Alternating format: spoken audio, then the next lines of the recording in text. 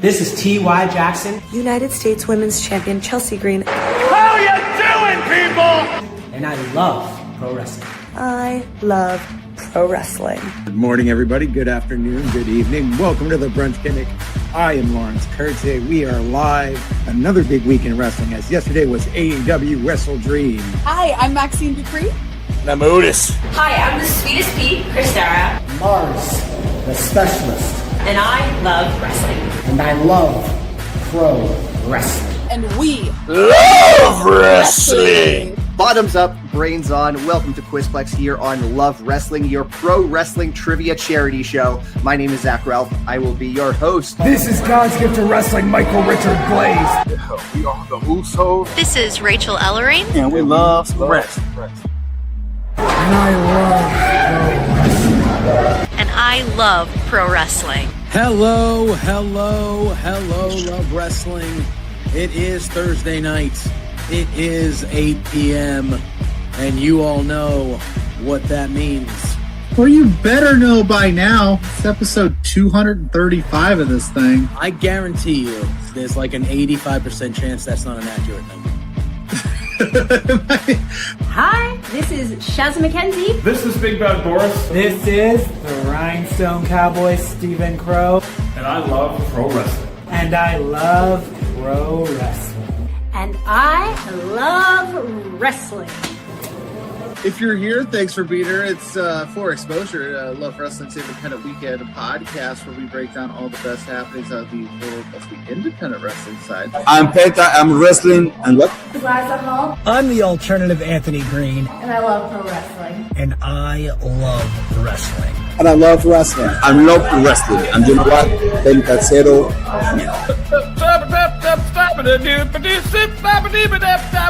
That's called scanning, kids. It is 8 o'clock p.m. Mountain Standard Time. It is time for a excitingly fun, I hope, episode of Saturday Night Love. My name is Big Bad Boy. I'm Big Ben Ortmans. Hi, this is Smiley Patty Ray. I'm Yes Guy. And I love wrestling. And I love wrestling. And I love pro wrestling. Of course.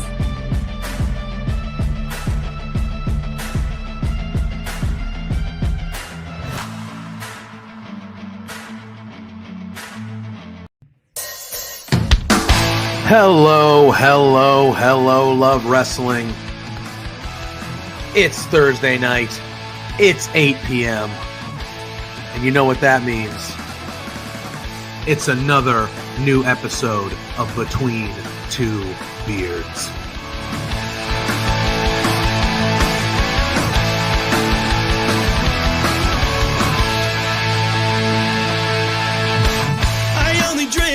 Can we start off with the biggest news of the week? The Rats lost!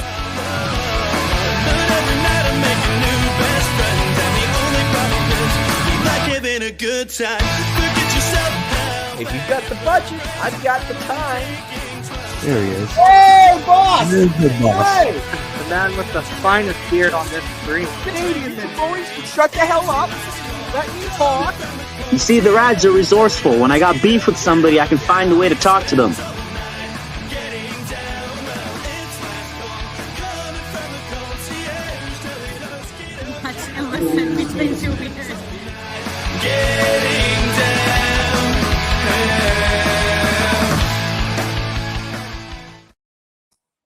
Hello, Love Wrestling.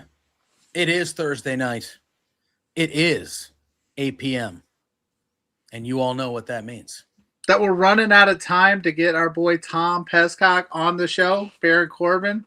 He disputed the dirt sheets. He disputed them, but there's all these rumors floating around that our buddy, our guy, the guy that touched our beards ever so gracefully, and I haven't stopped thinking about that moment since he did. Nobody's been able to touch my beard like that. That might not help him get on the show, but he might actually run and get me a restraining order. But that's what that means, right? That's what that means? Tis the rumor. We'll get into it. We'll get into it when we bring our pals on here in just. Which, by the way, I know why they're. I just realized while they're here in the while the loop was running, I'll do that when we intro them in. But we got Zach in the house saying National Strawberries and Cream Day. I love me some strawberries and cream. Lawrence is in the house. Our legal counsel saying happy Montreal victory. Our Walter Cup champions. What's a Walter Cup? I'm not even trying to be mean. I don't know what that is. I don't know. Women's. I think is that the women's hockey league. The hockey league. Yeah. Okay, yeah. I don't know. Yeah.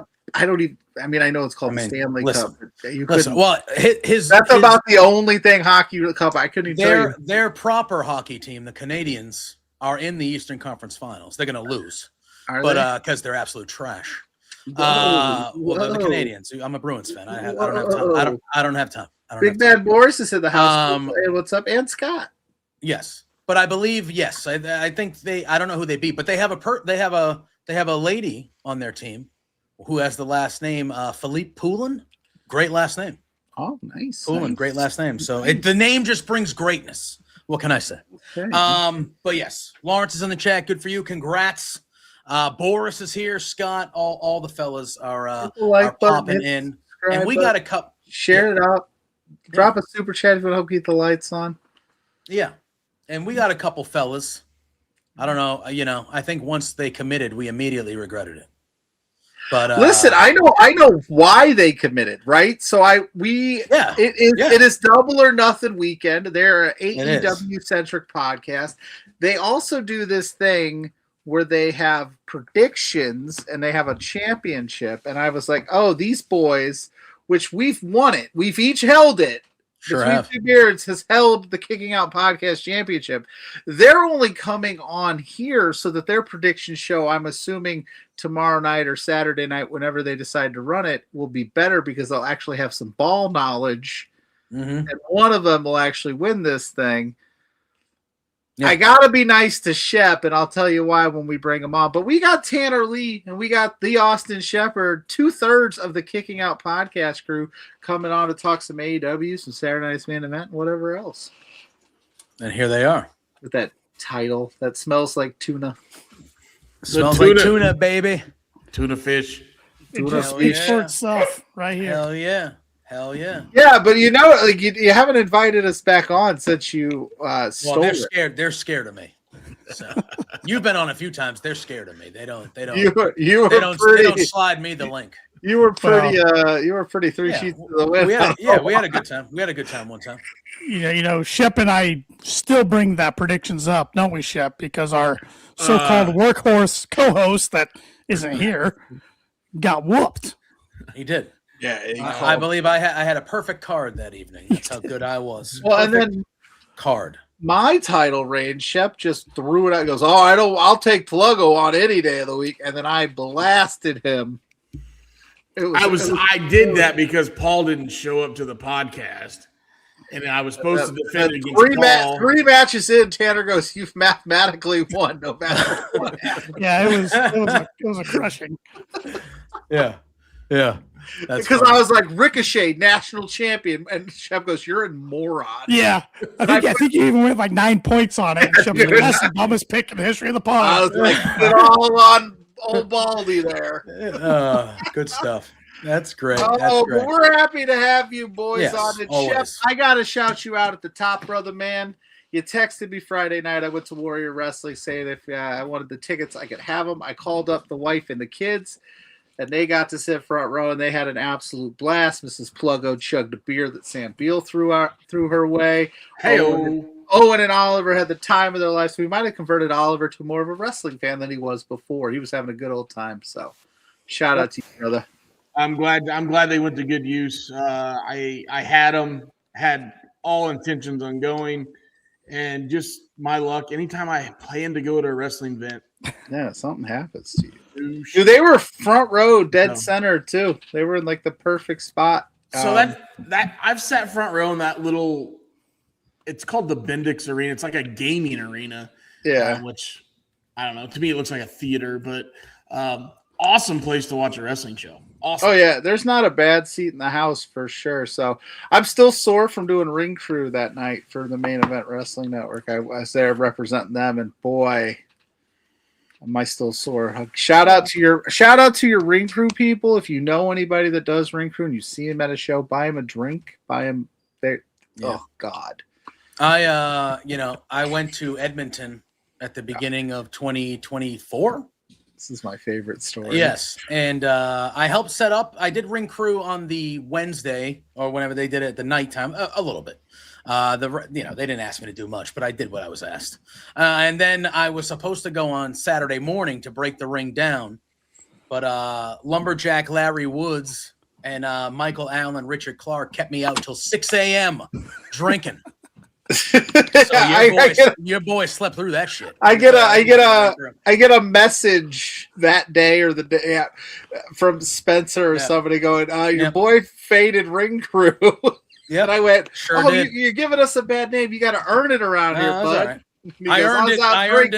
I earned it out drinking. That's where I earned it with the boys. But listen, I was lifting beams and posts, and I was not dressed for the occasion. But shout out to Shep, shout out to Warrior. That was a fun time. I had a good time. I can't wait to do it again. It looked like it was a lot of fun. I had a fun time because I was able to attend AEW Dynamite last night.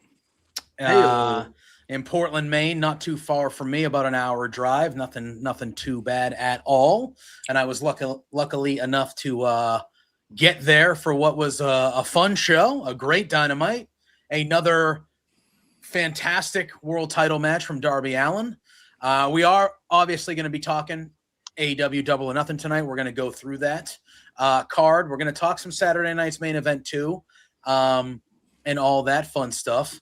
But before we do any of that, am I crazy that I think that this is the best AEW world title reign in like 2 years? No. It's the best one since like Swerve. What was after Swerve? What was after Swerve? Danielson. That was pretty good. I feel like this is like the best one since that time. I agree with you on a point, but I think this makes Darby look like a world champion. Where I know if you look at Darby on the size scale, okay, he gets a lot of grief, right?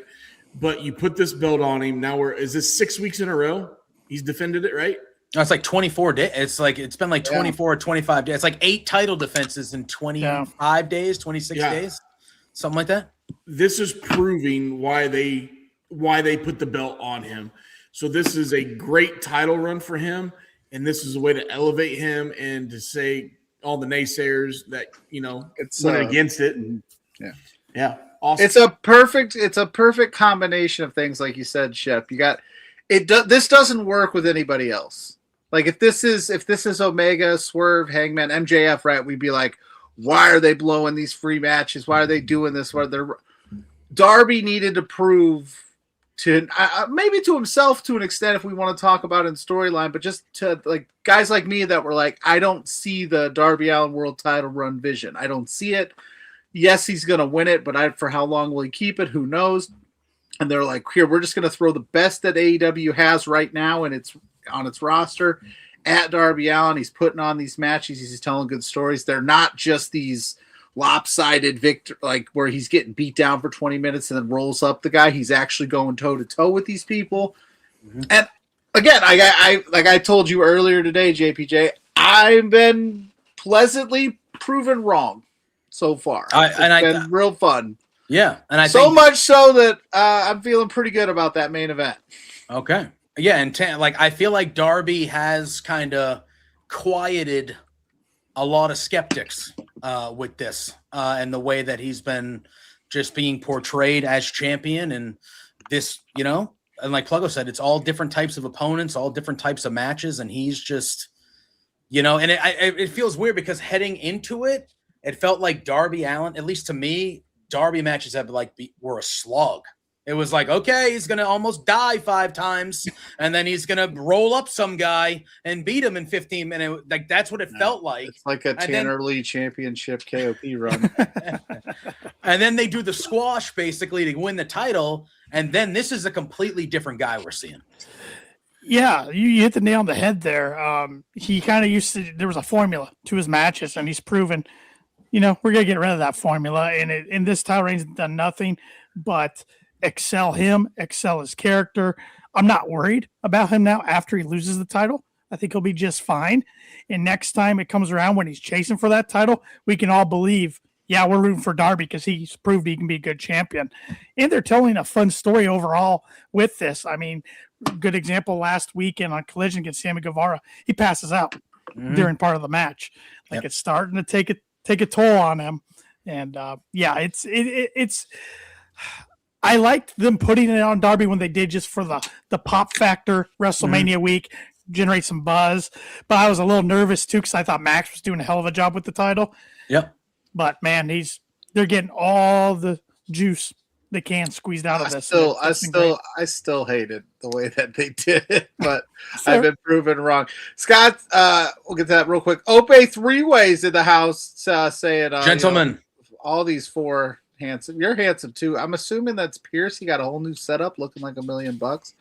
We're gonna have to get him on here soon with that fancy setup. But Scott said, did Roosh spoil the result when he challenged Darby? No, because everybody's challenged Darby with the Speedball did it, where he's like, if you get past, I'll be there next week, right? So I'll tell you right now, if I could get Roosh versus MJF on a Dynamite, hell yeah, right? So I don't know, depending how you look at it, but I haven't thought that. So yeah, and they got to do something with Roosh because he's squashing guys left and right. So they're obviously building him for something. So it makes sense that he's going to try to take on the world champ.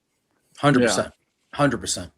All right. I don't know where. I know if you guys want to dive in. I know we are going to talk. Obviously, this weekend is also Saturday night's main event. Pluggo will be in attendance. Tanner, you're going too, right? Yep, it's 20-minute drive from my house, right across town. Nice. I'm crashing on Tanner's couch. I'm gonna be like, Mr. Sleeve, watch out. Let me tell you. What you got in your fridge, Tanner? I'm coming. I'm very happy for the both of you that you're going. It'll probably be a great time. Why don't we bang out that real quick? Okay. It's only 5 matches, and then we could really that way we can just sink the rest of our teeth into Double or Nothing. Yeah, what do you guys think? You guys are our guests.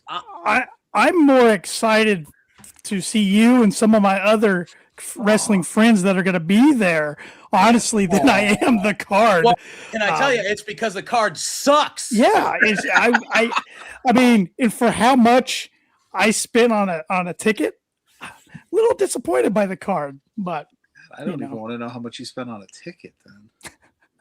Well, I got I know what section you're in because I looked at the map, so we're close. We're on the same side. I got them the day they went on sale. I didn't wait. I could have waited. Oh, that could have been I could have waited. So Tanner, if I remember correctly, I've been to the Memorial Coliseum a lot. You got the floor section, okay, which I think they call that the 100 section.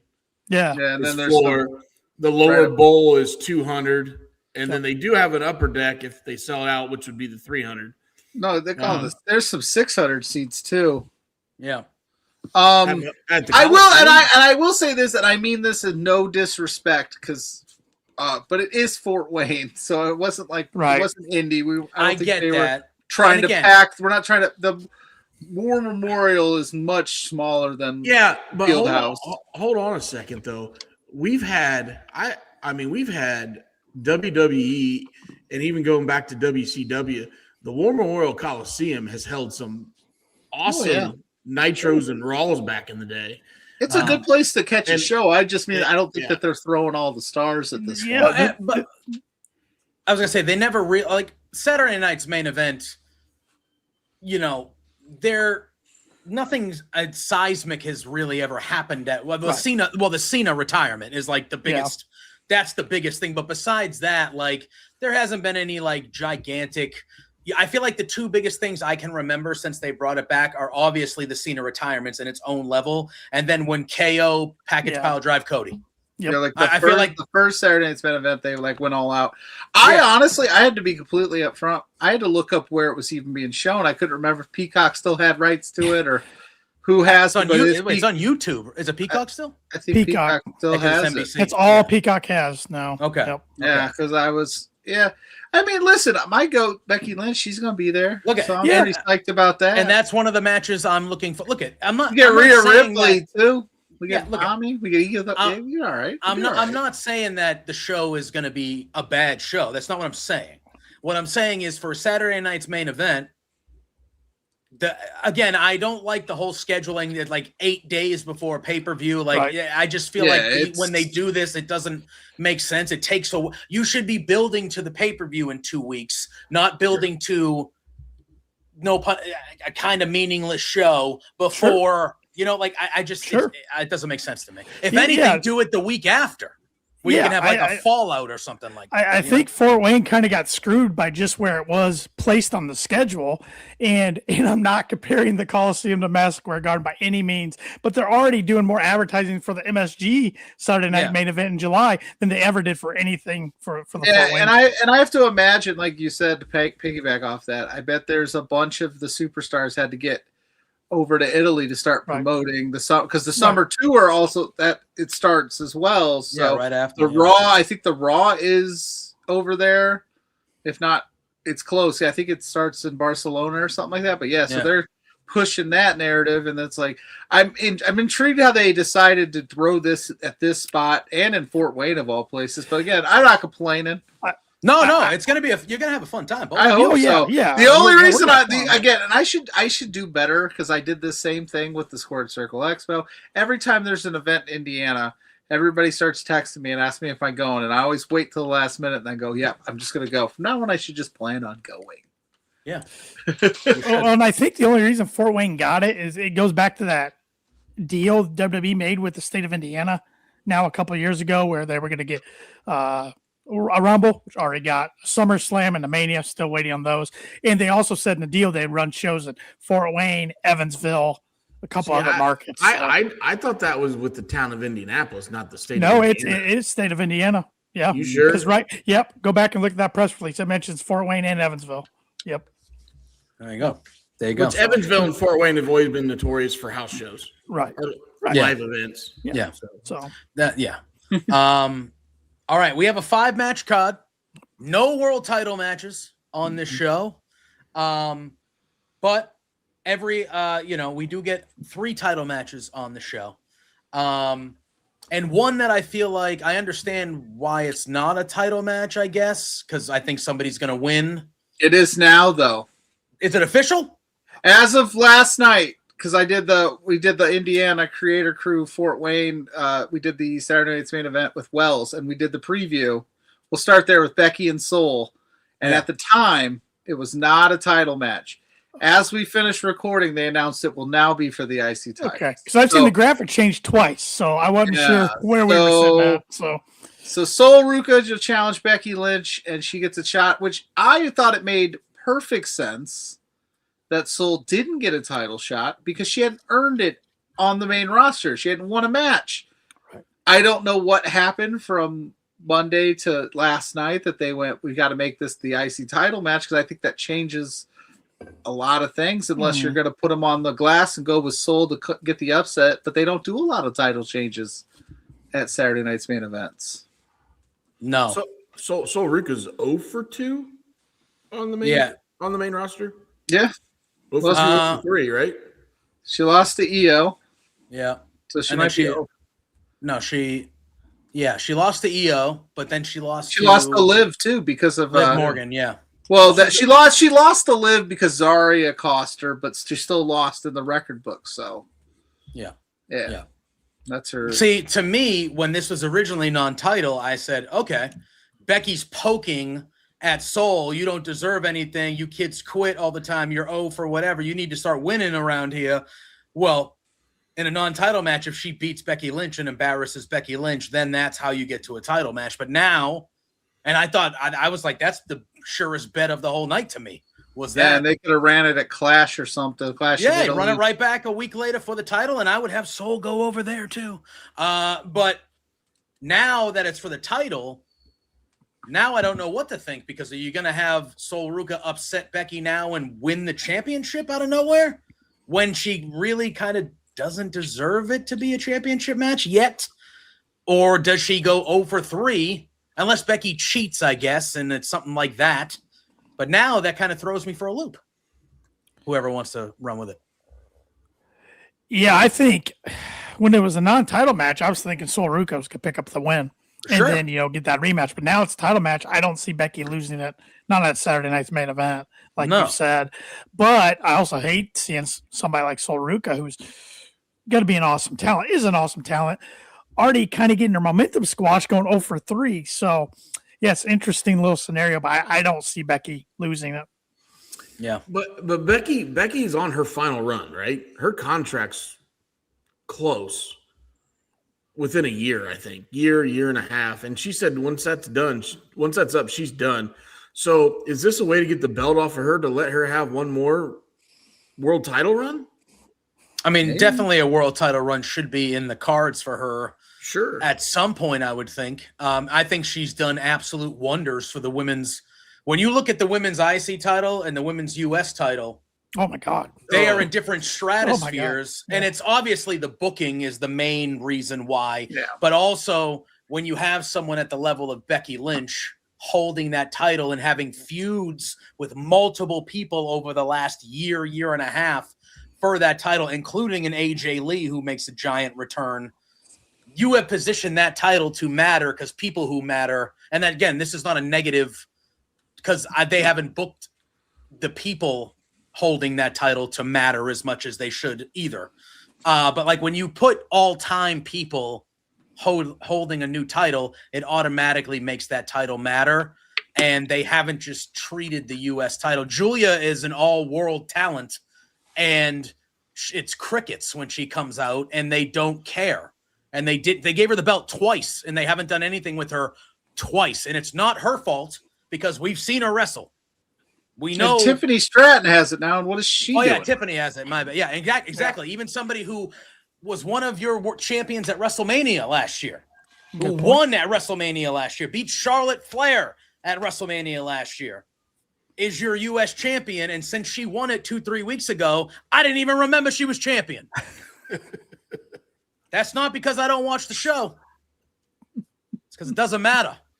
If you wanted to strap a rocket to somebody, Sol Ruca getting one over here and winning would be huge. Sure. I just don't know if they love to do this, like not yet, but yeah. Is there a scenario? I know we don't want to dwell on it too long, but is there any kind of scenario where Sol does sneak out a win here? Is somebody maybe listen? I know she's not due back, but AJ Lee, Chicago's not that far from Fort Wayne. Come back and screw over your girl one last time. Yeah. Set up a SummerSlam. No, they probably won't do that. But yeah, so I don't know. It might just be Becky Lynch gets no one, and then Sol has to dig deep. Welcome to the main roster, kid. Yeah, yep. Then that's a way they could go. She got a good pop. She's going to get good pops. She's going to be a big time star for them. If she's going to be. She's to me, she's a can't miss really. They could do that, I guess, if you played it the right way. Like, hey, take your lumps kid at the beginning, and then you work from the ground up. And she's a baby face, so I think the people, because kind of like all these call-ups can't hit the ground out the gate and run and knocking everything out of the park. No, you need somebody that stumbles a little bit. But so if this is a title match, is that your main event? Because nothing against Penta and Ethan, but like Becky's probably a bigger star than those two. Yeah, for sure. But that is a possibility. They could do that now that it is a title match. I thought Penta and Ethan would be the main event. And Penta's been on the promotional items for the show, so that makes sense. But yeah. It feels like they threw Becky and Sol on this last minute to try to sell a few more tickets. A couple more, yeah. 100%. Just listen, if Becky Lynch loses in the main event, I'm crying on your couch. I'm like, I can't drive home. I can't drive home. I almost think that match kicks the show off.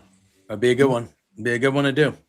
All right, we have a 6-woman tag. This is a star one team. We have Rhea Ripley teaming up with Charlotte Flair and Alexa Bliss taking on Jade Cargill, Michin, and B-Fab. I think this is the upset of the night, boys.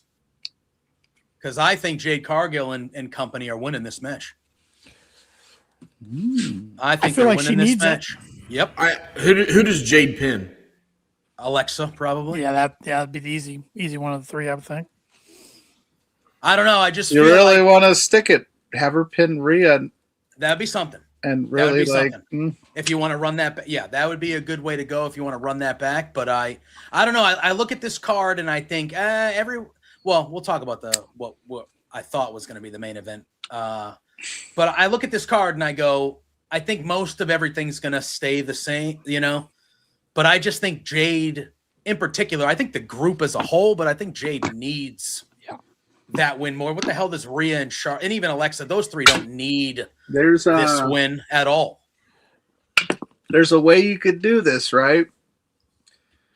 Rhea, Charlotte, Alexa, Charlotte and Rhea, their history. Charlotte starts looking at that title and they start kind of imploding a little bit. Alexa's trying to be the peacemaker here and Jade steals one over. And then you get this moment where you got Jade getting a win, getting herself back in the world title picture. Charlotte and Rhea had a little bit of beast. When we get Charlotte, Rhea again, you got Alexa. Like, I think you can make a lot of interesting things happen here with the baby faces losing and kind of imploding. And they've been teasing the Jade and Charlotte thing for a little bit here now as well. Like teasing like that's going to be a big one-on-one match. There's a lot of things they could do.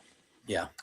I would rather see Jade and Rhea than Jade and Charlotte. Yeah, I would. I thought they had a good match at Mania. I thought that was one of Jade's best performances. Yeah, that's what I was hoping.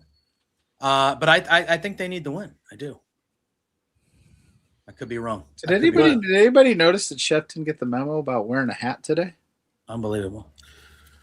Hey, I don't think she never wears hats. Yeah, I was gonna say he never wears that. Very little, but I came in hot, as you guys know. I just got off managing a hellacious T-ball game.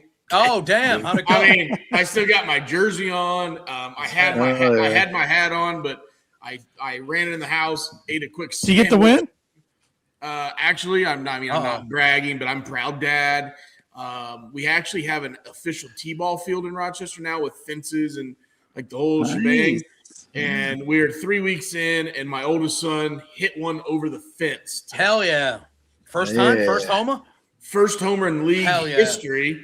Hell yeah! And he did it off coach's pitch. He didn't do it off a tee. Okay. He's going to get his name on that foul pole. Yeah, he should. He should get his name on. I coached last night. I know how you feel. Yeah, he had one Tuesday night, but I'm the strict dad. He had one. Technically, it was foul, but he got it up over the fence, and I didn't let him celebrate. And I'm like, just do it again. And he hit twice tonight. First one, he hit it, and it hit the bottom of the fence, and I'm like, it's so close. And just next one, he cleared it by a good 8-9 feet. So nice. There you go. Nice. He's pumping them steroids. You like to see it. What you feeding him? What you feeding him? Well, I put a little extra pre-workout in his milk in the morning. Okay? I get him jacked up. I coach in a league where there's no walks this early in the season because they want kids to. So what happens is if a kid walks somebody, the coach has to come in and pitch to the kid. And they discovered the other day that I throw strikes pretty consistently because I wasn't doing it till yesterday. And I feel so bad sometimes when I'm like, I want you to hit the ball, but then I'm like, oh man, I grooved that one in there. I would, yeah. So last night we got a big win, and but I felt bad because I struck a couple of the kids out. I was like, I'm sorry. No, they got to learn. They got to learn. Like JPC. I'm not going to. No, but I'm not going to go up there throwing meatballs. I'm throwing about what the kids put a little juice on it. My first pitch would have dusted him. Let him know. We can't do that. I go nice and easy, but I would have had him turning out, and I'd be like, you got to be prepared. So I kept talking. Life comes at you quick. To my son, I go, next game I'm straight because he got a hit off me and he thought he was hot shit. I go, next game, son. See, so next time, first at bat, you should. Next time, I love you, and I know that it benefits us that you get hits, but you should drill him. Yeah, you should drill him in the ass. Showing up your dad. What are you doing? Just drill him right in the ass. Nice little soft toss right off the buttocks. Get on first base. I can't do that. If any of the parents of the team, the kids I coach and watching, I don't condone this message. I'm just saying. Listen, I'm not saying. You all know I'm the lovable one. Listen. Hey, when I was a kid, when I got into the batter's box and I started stepping out, not a problem. I go home. Dad says, hey, we're going to do a little BP. First thing he did, he started throwing the ball at me. And I'm like, why are you doing that? He's like, well, you're stepping out of the box. Until you don't stay in the box, I'm not going to hit you. So about the 7th or 8th pitch getting hit, I'm like, okay, if I keep in the box, he's going to throw it down the middle. I learned just fine. Yeah. Tanner's like, I'm out on this conversation. No. Tanner said he's had the connections a little. What they used what they used to do when we were kids, if you stepped out of the box, I had a coach that would line up like 6 or 7 bats right behind your heels, like step out of the box now. And you can't do stuff like that in this day and age, which is fine. As long as they have a helmet on. See, here's the thing: you can do stuff like that nowadays. It just has to be under the. It's like it's not. You're not really trying to hurt. It's a. It's being funny. Yeah. But anyway, whatever. I once witnessed a grown. This has nothing to do with anything, but I once witnessed a grown-ass man spear a teenager at laser tag, and when I say, my adrenaline was through the roof when I saw it. There was this. Yeah, Scott says it in the chat. Pedro would have drilled him. It's true. It's true. But yeah, look at it was crazy times. It's crazy. No, wait a minute. Hold on. I got to have a little context. Having an adult spirit teenager and laser. It's not recently. This was a long time ago. Well, I would say we were in our 20s. We went laser tagging one night, having a good time. And the rules are in laser tag, no running. You don't run. You can hide, you can dodge, you can kind of, briskly walk, but you don't run. It's a small little, and there's like 12 of us in there. Well, there were a couple teenagers who were not following the no running rule. And the team that I was on, we were, we want to win. We're competitive. And one of the guys on the team said, if one of these kids runs by me, I'm taking him out. And I said, don't. And I was like, don't do that. I'm like, don't hurt the kids. And they said, he goes, they're big enough. They're like high school. And I said, yeah. Man. And he goes, if they're running, I'm going to tell them, I'm going to ask them not to run. And I said, okay. So they ran and he's like, no running. And the kid didn't say anything. They just kept on running. So spear was strung, but one of them took the corner and this guy just lowered the shoulder.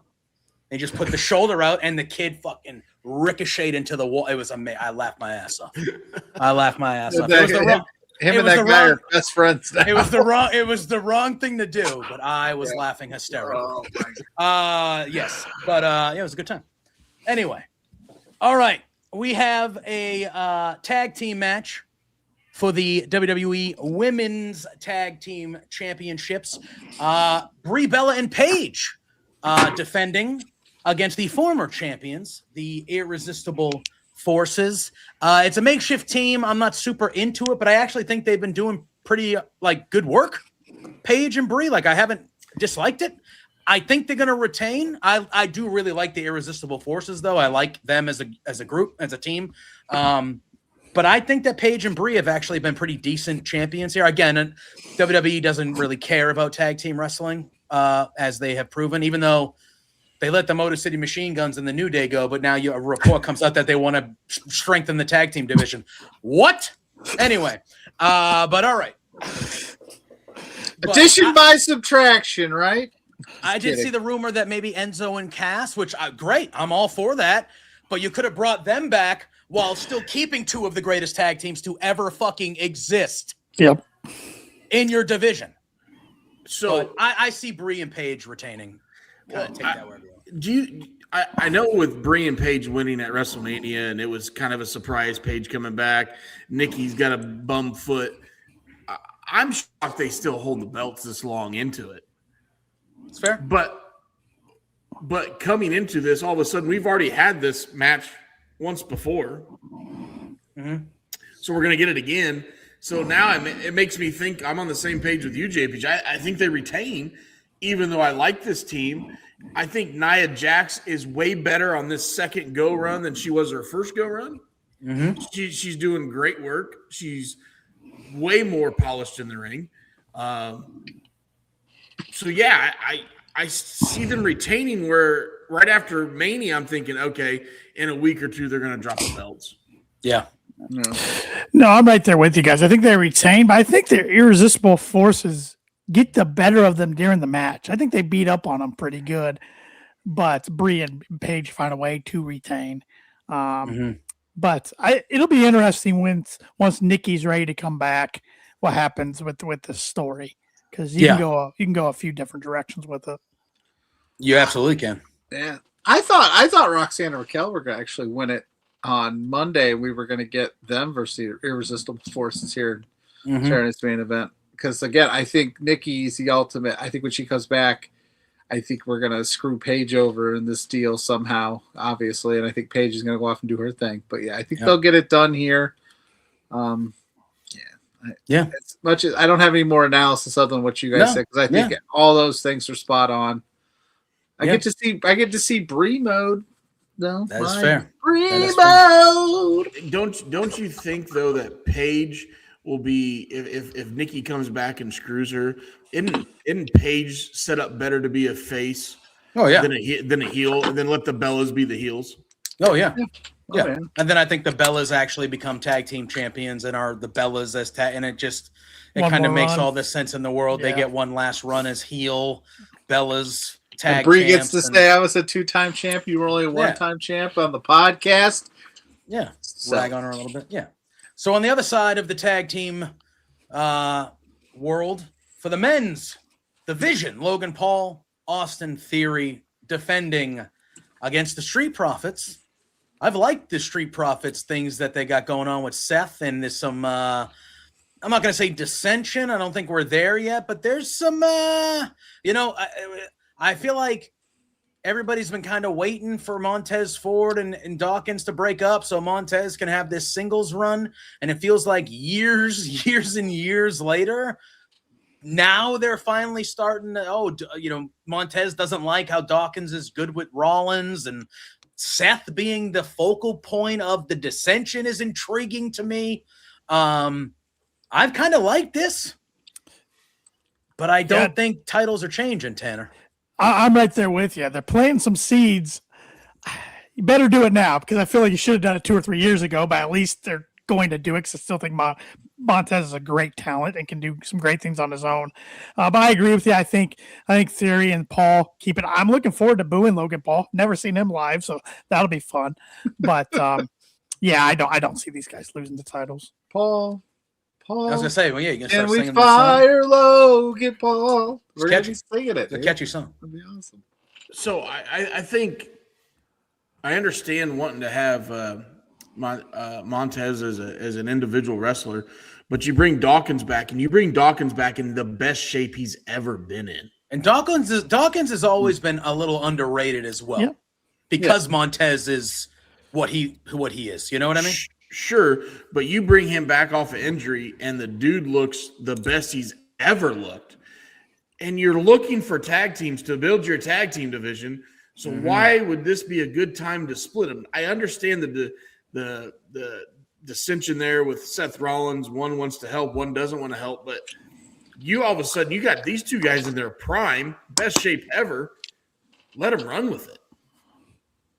I mean, look at it. They are one of the few established, like they have a pretty good resume when it comes to them. Tag team champions multiple times over. They're over with the crowd. They always have been. I wouldn't, they did a heel run, but they're better baby faces. They just are. Pluggo, I mean, this is what Scott's saying in the chat, a possibility. Would Seth come out and get involved? He's been a very heavy part of this story. Would he come out and try to cost the vision and ultimately screwing over Dawkins and Montez again? I would love to see the Street Profits get a win here, but I think, like you said, I think the vision has one more in them here at least, and then we can keep going. Because I want to keep going. I want to see where this goes. If winning cures everything, right? So the Street Profits win. All that dissension stuff kind of goes out the window, and you don't really pay it off because you're champs. You're like, oh, all's good. We won. Hell yeah. Great. Seth, whatever. We're moving on. I want to kind of see where it goes a little bit. And I actually like what you just said, because if Seth is coming out to do the old, hey, I'm here to help you, but I accidentally screwed you type thing, I want to see Seth Rollins and Montez Ford fight one-on-one. That is a match that they've been teasing it. They're not getting along. I want that match. whether it's on a Raw, whether you throw it, and if Braun ducks out of Italy with whatever. I want to see that match.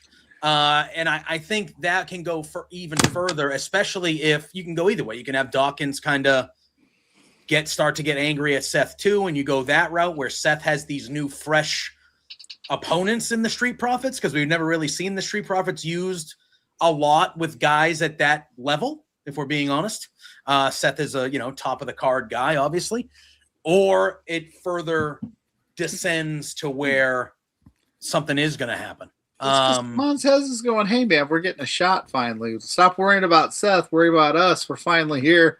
And Dawkins, you're over here worried about this shit. Like, focus on this, man. Let's go. So yeah, we'll see. Yeah, I love the idea of Montez and Seth. I mean, that could do wonders for Montez Ford. I 100%. Love that idea. They gave him that when Roman first won the title.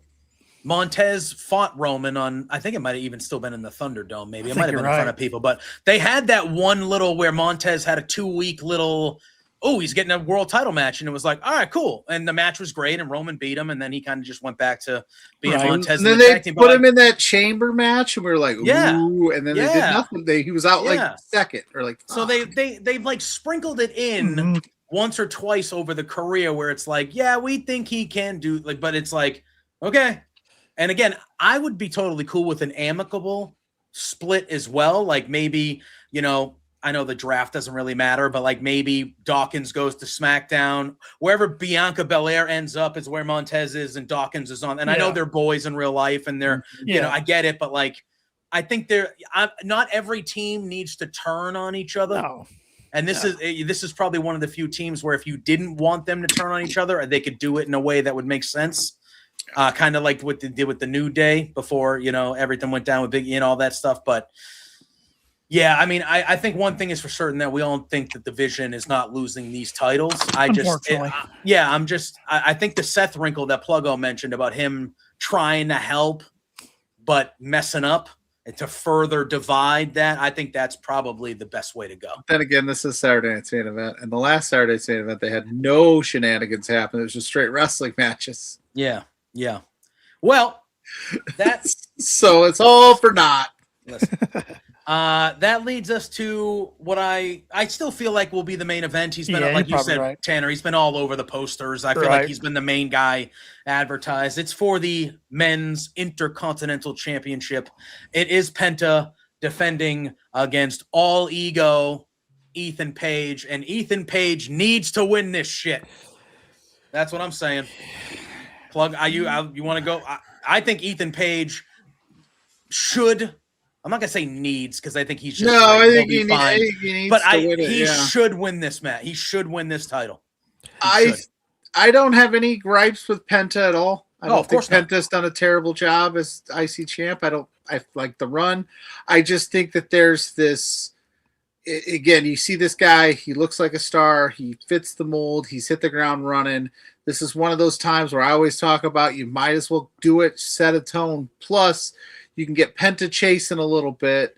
You've got the Rusev factor where Ethan kind of leapfrogged Rusev there to get to this spot where he kind of used Rusev and mind gamed him up a little bit. With. Right, 100%, right? But then you've got that built in where Rusev's like, hey, I want a shot. It all just kind of makes sense where you can have this really fun summer in the Intercontinental title scene. 100%.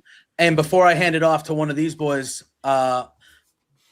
you want to build up your tag team division? You took what I was going to say. Oh, sorry. I'll let you do it. That's all right. Okay. No. Tag him in, JPJ. Yeah, I'll send you the tag. But you want to build up your tag division? There's a certain pair of brothers that would probably immediately be the top team in your division upon pairing. It's shocking to me we haven't got that. I mean, they've been in WWE for over a year and they haven't paired together. It's kind of mind blowing, but that's where you were going. I'll let you kind of take it from there. I was, but that's sorry to ruin that. Last time we saw Ray Phoenix, he was at a funeral for a gingerbread man. Oh my god, he's too goddamn good. He is one of my favorite wrestlers on the planet. And he's hanging out at funerals. I saw him live multiple times with the AEW. I'm like, I could watch this guy wrestle every day of the week. and never get tired of it. For that first, I would say for the first few years, like obviously the Lucha Brothers were great, but like when Phoenix was wrestling on Dynamite every week, whether it was tag team or that was the first time that I was really watching him weekly, like week to week to week, and I was like, this guy, he was like he was one of my absolute. I'm like, this guy's unbelievable. He's unbelievable, and he's doing nothing. Yeah, the first Dynamite I went to, I don't know, Penta and Matt Jackson were both on the shelf. So it was Nick Jackson versus Phoenix 1-on-1. It might have been the best match I've seen live. It was phenomenal. Yeah. I mean, unbelievable. You could just do freaking stuff that nobody else can do. Well, the internet wrestling community would say, well, you must not have seen a bunch of matches live, nerd. Right. Because I said that. exactly I said that when we went to one of those, the Claudio Osprey match. And somebody was like, you must not go to a lot of live events. I said, no, I don't. That was one I had. But what do you guys think? You think Ethan Page too, or you think that Penta? How are you feeling? I think it's time to take the belt off of Penta. I agree with Tanner. Put him in a tag with his brother. Let those guys just do what they do. Let them steal the show as a tag team. And as Ethan Page has worked his ass off to get to this spot. Incredible. He's improved so much. It's time to elevate him and let him run with it. Yep, I'm happy for the dude. AEW dropped the ball with him. I mean, they gave him a little push and then just stopped. It really frustrated me because I could see what he could become, and good for him and WWE doing it. And it was the right move to get him in NXT and get him going. I think it's time. And Penta's done good work with the IC title, but let him go build a tag division. Let Ego run with it. Because I'm afraid if you don't, then what's the fan base gonna think of the guy? And I feel like, Pluggo, I'll let you acknowledge first before we move on. Hi, Mrs. Pluggo. This is Pluggo, the love of my life, the apple of my eye, my tribal cheeks. How are you, honey? Tribal cheeks. I've never heard that before. That's hilarious. Yeah. Tribal cheeks. Holy shit, Pluggo. That's pretty good. That's a good one. But she's hanging out in the chat. You know, we got to show what's up to the love. That's the reason I do this podcast, boys, so I can flirt with Mrs. Pluggo. That's it. Because once the camera is shut, it's off, and I pull that line upstairs, she'd be like, "Go to bed, nerd." I mean, fair enough. That's fair. Oh, and then she got shout out to you. She said, "Thank you, Shep, for the ticket." She had so much fun.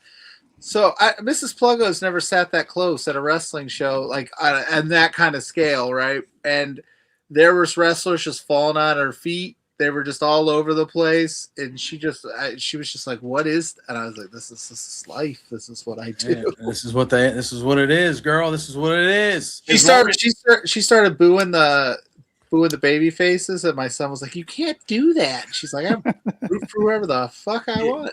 As long as she didn't root for Brian Cage. Knew that was coming. I will say this, and I don't remember where did I say this at that somebody gave me. Oh, I said it at a party I was at this weekend. Brian Cage, if you're watching, I know you are, because you're on your way to Cincinnati for tomorrow's Warrior show.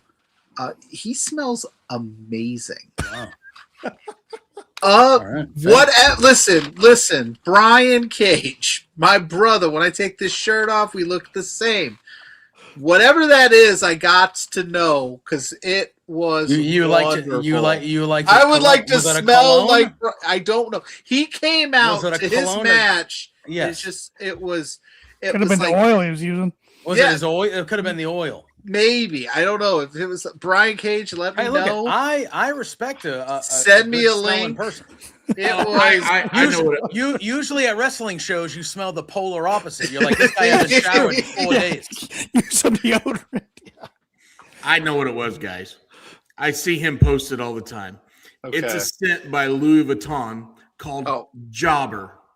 Shep is a day one Brian Cage hater, guys. He does not like the guy. Screw this man. But no, him and KJ are so absolutely. I think it's actually called Sex Panther. So All right, listen, 60%, 74% of the time it works. 99%. Listen. Yeah. That doesn't make sense. I'm telling you right now. Not only did that, I'm not gonna lie, that smells like pure gasoline. Yeah. But did a raccoon get in the copier? Brian Cage found on his time off, he found muscles that I don't even think he knew he had. Yeah, then he just walks out in the Bendix Arena smelling like $1 million. Smelling like roses, baby. And then he beats KJ Orso's ass, and we're just like, all right, good day. Good. It was a good time, but I thought I needed to put that out into the world. Fair. Look at I respect it. I respect it. Where were we? Oh, that was it. Well, no, I was going to say before we kind of move on from Saturday night's main event and get into Double or Nothing, which is the meat, in my opinion, of the weekend. Go ahead. No, I was going to say I cannot speak enough about Ethan Page. I cannot speak enough about this guy. One of those things where I saw a good amount of, he was in the North in TNA. It was a tag team guy. Obviously, they were a great team. And then he turned and he had become a character, and he always could talk. He was always like a handsome guy. Like he was always had the look, but he got in shape, the best shape of his life. He showed up in AEW and felt like, ooh, he's going to be a big time player for AEW. And like you said, Tanner, they gave him a quick little here or there. He had that title match with MJF and like that, but that was really it. And it was one of those things where AEW let him go, and I was like, that's a mistake. Like that guy's got it. And I never even thought about WWE. And then he showed up on NXT, and right away I was like, oh, he's going to be a big deal. He's going to be a big, big deal in WWE. And he's been perfect. He has been perfect since he's shown up there. Yeah, he came on my radar when he was doing the Karate Man stuff. Yeah. Right after the North, and it was just, I'm like, I've never seen somebody do a gimmick like this. And then I started following his vlog at the time, which he doesn't do anymore, but his vlog on YouTube, I'm like, this dude's just a really good dude. He's nice, he's charismatic, interesting, funny. Just a good dude, and you know, I like to root for good people in wrestling, and so I was excited when AEW had him. He had some stuff with Matt Hardy, but that's a rabbit hole for another day. And like you said, good match with MJF, but they just didn't utilize him. And good on WWE for doing that. I mean, they're doing it with Danhausen right now too. And AEW dropped the ball with that guy. So some people just fit that sports entertainment mold better than others. And you can tell, like, you heard right away that, like, Shawn Michaels immediately loved Ethan Page. Immediately. Oh, he won the NXT title real quick. Yeah, 3 weeks. And it was just like he immediately became a favorite of Michaels. I think he's going to, if he's not already going to become an immediate favorite of Triple H. Like he is an old school type of wrestler, but with a new school present. Like he feels like he's with the current times, but he feels like he could have succeeded in the 80s, the 90s. It feels like he could have succeeded in any era. Yeah, very adaptable. That's a good way. You just described him as. Absolutely. Yeah. I just can't say enough good things. So he should win the IC title. He should. All right, Pluggo, you were going to ask a question. I don't know if it was Double or Nothing related. I was just going to ask, what do you think the percentage chances that Saturday night's main event will be a better show overall than Double or Nothing? 0. Yeah. The way you're talking about it, I'm like, what if? Again, I think it's going to be a fun show. I think you guys actually being in the building are going to have a really, really good time. And the match, the matches are going to be good. It's not a bad card. I just think for a Saturday night's main event, that is lackluster. No Roman, no Cody, no Punk, no Gunther. I mean, Obafemi. I mean, no Braun Breaker, no Oba. There's no Sami Zayn, no Usos. There's nothing. Nothing against the men's talent, because they got some big names on the women's side in there, and nothing against the men's talent because they're all very talented. But you just don't have a lot of juice with a lot of those names like you do with the ones that are going to be over in Italy. So yeah, fair enough. And I think that's probably part of it. Is by the time Saturday night's main event happens, half the roster will probably already be over in Europe, and they're kind of planning it out that way. But still, it does feel like there's just a smidge. Missing. But all right, I'll tell you what ain't missing. is Double or Nothing, baby. This card looks to be good. I would not be shocked if maybe because they have 2 pre-show matches currently? Yes. 9 main cards. Yep. 9 main card. Yeah, I wouldn't be shocked. We got Mick Foley, baby. Yeah, let's talk about that. Let's start there. Cool. What's up with RJ City though? Is he just there not doing the buy-ins no more, or is he doing something else? I didn't catch that. Well, normally it's him, Renee, and Double J. So I maybe this could be a one-time deal. I don't know. I don't know. I saw Double J smack the crap out of Dante Martin at a Twins game, and then talk shit to Twins because they're doing the brawl at the park or something. Yeah, on July 10th, he hinted on his pod last Sunday night with Conrad that some news was going to be coming out soon. And Conrad asked if it involved AEW, and he just said, wait and find out. So I thought something was going to happen soon. That's what it was. So they're running Minneapolis, and in SummerSlam in Minneapolis. Mm-hmm. A month later. Yeah, so it's not near the, and they're doing it at the Twins baseball stadium, which will be a cool event. After the game, which will be cool. That's what I love about AEW. Like they're running fun venues, unique venues, places they can sell out or getting close to selling out. I mean, they run so many fun venues that are visually appealing on TV. Like I loved how they did it down at the TGL. I was gonna say awesome. I know we're golf guys. I like golf. I thought the way they incorporated that was awesome. Fun. That Darby Pac match and the code red into the bunker, and I thought they utilized that. And that was a once in a I hope they go back there or other arenas like that because there are multiple ones throughout the country. But I just thought that was so unique, and they didn't steer away from it. They drove right into using the atmosphere like a driver, see what I said? Like a driver or like a golf cart. That's I was pretty on par, dude. I'm not bad. I'm pretty good sometimes, but I just thought it was very cool. I think baseball stadiums in the summertime are perfect for independent, for all big, but I would like to see more bigger shows do baseball. I just think in the summer, the aesthetic, it's perfect. Ship, look like you wanted to chime in or? No, I agree. Like going back to the TGL thing, I thought that's a perfect size arena for AEW. So I thought they would just transform the whole thing, but they left it all the same. They just threw a ring in there, which I loved. Yeah, it was awesome. All of a sudden, you're doing a Canadian destroyer into a bunker. That shit's awesome. Yeah, it was awesome. I can speak for myself. I'm not speaking for Tanner and you guys when you're playing, but there's a lot of people on the golf course. I would love to Canadian destroy in a fucking bunker. People that slow play in front of you. Slow players. Come on. People that don't yell 4 on their slice. Walkers on the weekend. Get the F out of here, bro. You'll get to the next hole when I'm driving. I'm literally pushing you with the cart. So hang on. Yep. What the hell's wrong with you? Yep. Yeah. Anyway, I like to go early though. I don't know about you guys. If I'm golfing on the weekend, you give me that 7:15 tee time. Let me get out there. I want to be brisk for the first couple of holes. Nobody's out there. You want to have the do factor. The do factor. I want the do. I want to be able to suck in peace without anybody looking at me. Hey, there's nothing like hitting a putt and do, and you see the line. And you're like, it's a little cheat code. It's a little cheat code in the scramble, especially. Yeah, that first hit on the fairway where you bring up the a little bit of a divot, but the water spray in the ball. And it makes the Bloody Mary just taste that much. That's what I'm saying. And even in the summertime, if you get in early, it's probably high 50s, early 60s, so you can get a nice little long sleeve the first couple holes or a windbreaker, and then as the round gets, it's you're taking the turn at 9:30, 10, which is the perfect time to have a just early beer. Tremendous.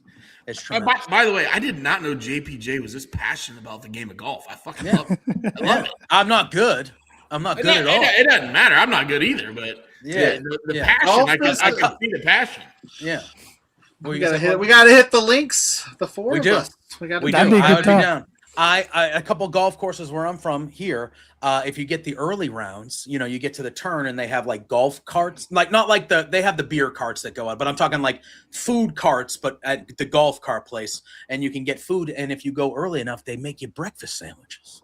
Oh, there's so you can get like a bacon, egg, and cheese and like a fucking Truly on the 10th. And I'm like, fuck yeah, dude. Like, let me buy 3 Trulies and then I'm gonna have my breakfast sandwich, and then in 10 minutes let's go. You know, okay, hold on. You're East Coast guy. So when you do that, when you want that bacon, egg, and cheese, is it on a croissant with ketchup? I will have me and Pluggo, oddly enough, literally were talking about breakfast sandwiches like an hour and a half ago. I don't know what's going on. I said there's not enough breakfast sub sandwiches. There needs to be more breakfast subs. And then I said, where I'm from, we have a lot of sub shops, like mom and pop sub shops, and I would say 75 to 80% of them have a section on the menu that are egg sub sandwiches. And I was like, we have that up here. So, but yeah, I love a croissant. I will, a bagel works for me too. I also like a good English muffin. I will do it in all forms. I'm good, but my preferred breakfast meat though is I like a good ham, egg, and cheese. I like a ham, egg, and cheese. Ooh, okay. Not Canadian bacon either. I'm talking ham. Whoa, I want ham. we're Canadian website. Relax. Oh, look, no, that's not a negative. I'm just saying I'm talking about like ham. Because some people think ham and they think Canadian bacon. Yeah, and I'm like, no. I'm talking ham. You want the thick cut stuff. Yes, I do. Yes, I do. Yes. Delicious. Respect, but ketchup, respect I agree. I agree with you. Ketchup. But anyway. All right. Double or nothing. New York City. Queens, technically. What is it? Louis Armstrong Stadium. Yep. Right now, we have. Oh, I'm sorry. Right now we have.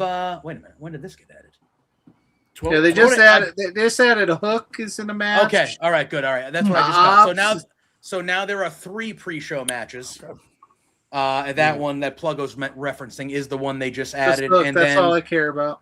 Yeah, and then we have 9 main card matches. Now, I don't know how you guys want to start this because obviously 3 of the matches on the show are the Owen Hart Memorial Tournament matches. I don't know if you just want to start with them and then kind of we can talk through the brackets real quick and then we can kind of sure. That sound all right, or do we just want to go? Sounds good. Sounds good to me. You're the boss. Yep. Well, listen. Whoa! Right. Why am I not the boss? That's why I said listen. Whoa. Boss is. To be fair, it makes more sense that he would run the ship. I do like the Boston hat over the LA hat, so he's the boss. This is the nice City Connect, the greens. I'm gonna go get my Yankees cap and change Tanner's mind real quick. All right, yeah. Do not. It's bad enough we have one actual Yankee fan on this show. I don't need to see that fucking logo anywhere. All right. That's awesome. Anyway. I'm respectful. I don't wear. Hold on. I'm serious. You don't go get it. This looks more familiar, right, Tanner? Unbelievable. All right. Well, let's talk about the pre-show. We'll do the 3 pre-show matches first, then we'll dive into the Owen, you son of a bitch. Sorry. All right. We have ourselves a 5-minute tag team eliminator match. So not a world title match, a tag team eliminator match, Divine Dominion, continuing to waste time until we get to All In for the Brawling Birds. How you're going to waste 3 months with those 2, I don't know. Figure it out, but they're just going to do this a million times. And again, I like the opponents. Zeta Steel, like her a lot. Viva Van, liked what I've seen. They're going to get killed in 3 minutes, and it is what it is. And I love Divine Dominion. I think they are a badass. Like, I want them to kill real teams. That's where I'm at. Let them kill real teams soon. Just, there's enough depth in that women's division. There's enough women you're not using. Put a makeshift tag team in there and have them at least last 7 minutes. I mean, yeah, that's where I'm at. I kind of like the 5-minute gig because it just shows how dominant they are. Mm-hmm. So when whoever dethrones them just elevates them that Brawling Birds. Well, I'm just saying whoever. I like the 5-minute little gimmick they got going on. All right, but do you think it would be more impactful if they were just if the gimmick wasn't attached to it, they would just beaten these teams this quickly without, because once the 5-minute gimmick is attached to it, Pluggo, you know they're beating them in 5 minutes. I saw one last night during Collision, and again, these two, Zeta Steel and Viva Van, are at least kind of on the roster, so they're the two last night were local talent. So, but like, I knew, okay, they're gonna beat these girls in a minute. It went like 2 minutes and change, and it was. I think it would be more impactful if it was. I mean, again, they're facing like lower, lower level talent. But I think once you put the gimmick on it, even though I do agree it is kind of a cool gimmick, I just think it would be more impactful if they were just destroying teams without the gimmick. Well, I caught last night, and JPJ, you probably didn't hear this because you were in the arena. Commentary kept saying, like, oh, they could end this whenever they want. They're kind of playing with their food. Yeah. I wonder if one of these weeks we do see somebody beat that 5 minute because of that. They're messing around, playing with their food, and somebody gets a quick roll-up or something. Yeah. And that's how they And then you get shot. a world title match, and then you can have a longer match where they kind of, I wouldn't hate it. I think it should. If you're going to, again, they obviously separated the birds for this card, which we'll dive into both those matches later. But why aren't these just women's tag team championship eliminator matches like all the other titles that you do on your show? That's my only thing. Like you could, like you said, you could have your established women's tag teams lose to these people because Kyle O'Reilly had an eliminator match. Everybody gets eliminated matches on the men's side. Why not this women's? I get, the 5 minute thing kind of handcuffs them too, because then you also know, like, well, it's not going more than 5. So then that's going to be the whole story of that match with the Brawling Birds is we haven't seen the Divine Dominion go more than 5, and do they have enough in the tank to? It puts you in a box that I don't love, but I love the tag team as a whole. Once you figure out how Tony books the women's division, let me know because I've been wondering for a couple of years. So Yeah. But I think it's safe to say that Divine Dominion, no worry when it comes to that. We then have ourselves a 10-man tag. It is Big Boom AJ and QT Marshall, Boom and Doom, teaming up with the conglomeration, Briscoe, Orange Cassidy, and Roderick Strong to take on Shane Taylor Promotions, who are going to be Shane Taylor, Captain Sean Dean, Carly Bravo, Lee Moriarty, and Anthony Agogo. Does Shep not like Big Boom AJ? How could you tell? Does Shep not want to talk about the Riz man? Rizzler needs some revenge in this here. I expect Yes, he Rizzler does. to kick Shane Taylor in the nuts during this. No way they're losing. No way they're losing. Push that kid to the ground. Anthony Agogo. Crazy to think 5 years ago he was on the main card against Cody Rhodes. And I think, eventually they were going to maybe have him beat Cody Rhodes at some point to put him over, which is nuts. Shep, would you be down with the Rizzler beating Cody Rhodes? I'm going to ignore that question. Listen, you're telling me that when the Rizzler hits Shane Taylor in the balls during this match out of revenge for when that man pushed over a child. Now, if you were not in the laser tag scenario, that is not okay. That is not okay. I look, your boy Tanner has ruined this for me because when they all started, every time it came up, Tanner would talk about the big chocolate cookie. Yeah. Double chunk chocolate cookie. And it just ruined it for me. I can't stand this. Like, why are we I give up. I do send Shep a picture usually when I'm at Costco. So I still have yet to go to Costco. I think Shep is just jealous that he didn't think of it first. It's like, why? Like double chunk chocolate. They bring cookie. eyeballs, believe it or not, Shep. They do bring eyeballs. Who's Big Justice spearing? That's all I need to know. Who's he spearing? Yep. You know he's gonna hit one. Yep. And Rizzler is getting his revenge on Shane Taylor. That's what's happening here. The Riz man. I hope he tries to spear Shane Taylor and bounces off of him. Wow. You are mean. You are mean. I mean, Shane Taylor's an ex-NFL offensive lineman. Like, I love Shane Taylor. Yeah, I do too. But push over a child. He should. I will say Shane Taylor was smart to at least push over the Rizzler because there is a group of people, mainly this guy, that doesn't like him. Mm-hmm. But listen, I love Shane Taylor. That was a rough week for me. Yeah, you were upset. Because we had Shane Taylor, who I like. I had to be like, well, now we got beef because he's messing with the Riz man. The same week, Marco Stunt got laid out by KJ Orsa. I was just having a rough week that week, man. But all's right in the world. The Rizzler and Stun are the same size. So that was going. Wow. Damn. I apologize for So this is the last time Shep is probably going to be allowed on the show. Pluggo is his way. Pluggo's upset. He's playing it cool, but Pluggo's angry. Talk about my guy like that. Just wait till he's coming to town. Marco Stunt. My 6-year-old could spear Marco Stunt. You watch my 6-year-old. My 6-year-old could spear you, Shep. There we go. Now we're talking. All right, here we go. Now we're talking. Set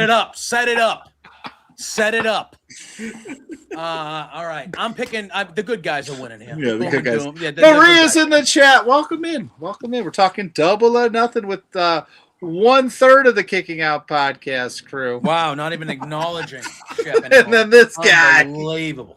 If you are just hopping in the chat, first of all, thank you for being here. Second of all, hit that thumbs up. Hit that bell for notification. Give us a follow if you're not already following. Yeah. Go follow them too, Kicking Out Pod, but they'll plug their stuff at the end. But yes, follow us here at Love Wrestling. We have a good time. And then this match was just added mere moments ago. This third match, it is a trios match. It is the remaining Death Riders. It is Claudio, Daniel Garcia, and Wheeler Yuta. So actually not Pac, but those three taking on the Ops, Anthony Bowens, Katsuyori Shibata, and Hook. So kind of, the Death Riders are playing tweeners really, but it's kind of heel Shep, on if heel you say here, something shitty about Hook, I'm fighting you. I like Hook. Hook. All right. Marco, Rizzler, Hook. Those are like my 3 Mount Rushmore of professional wrestling. There's usually 4 though.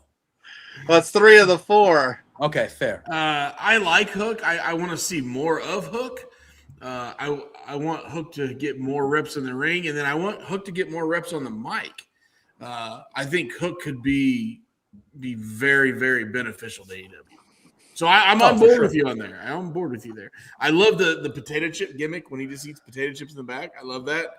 The nonchalant, I don't give a shit attitude, but I want to see more reps in the ring, and I want to see more reps on the mic. He can't recruit very well.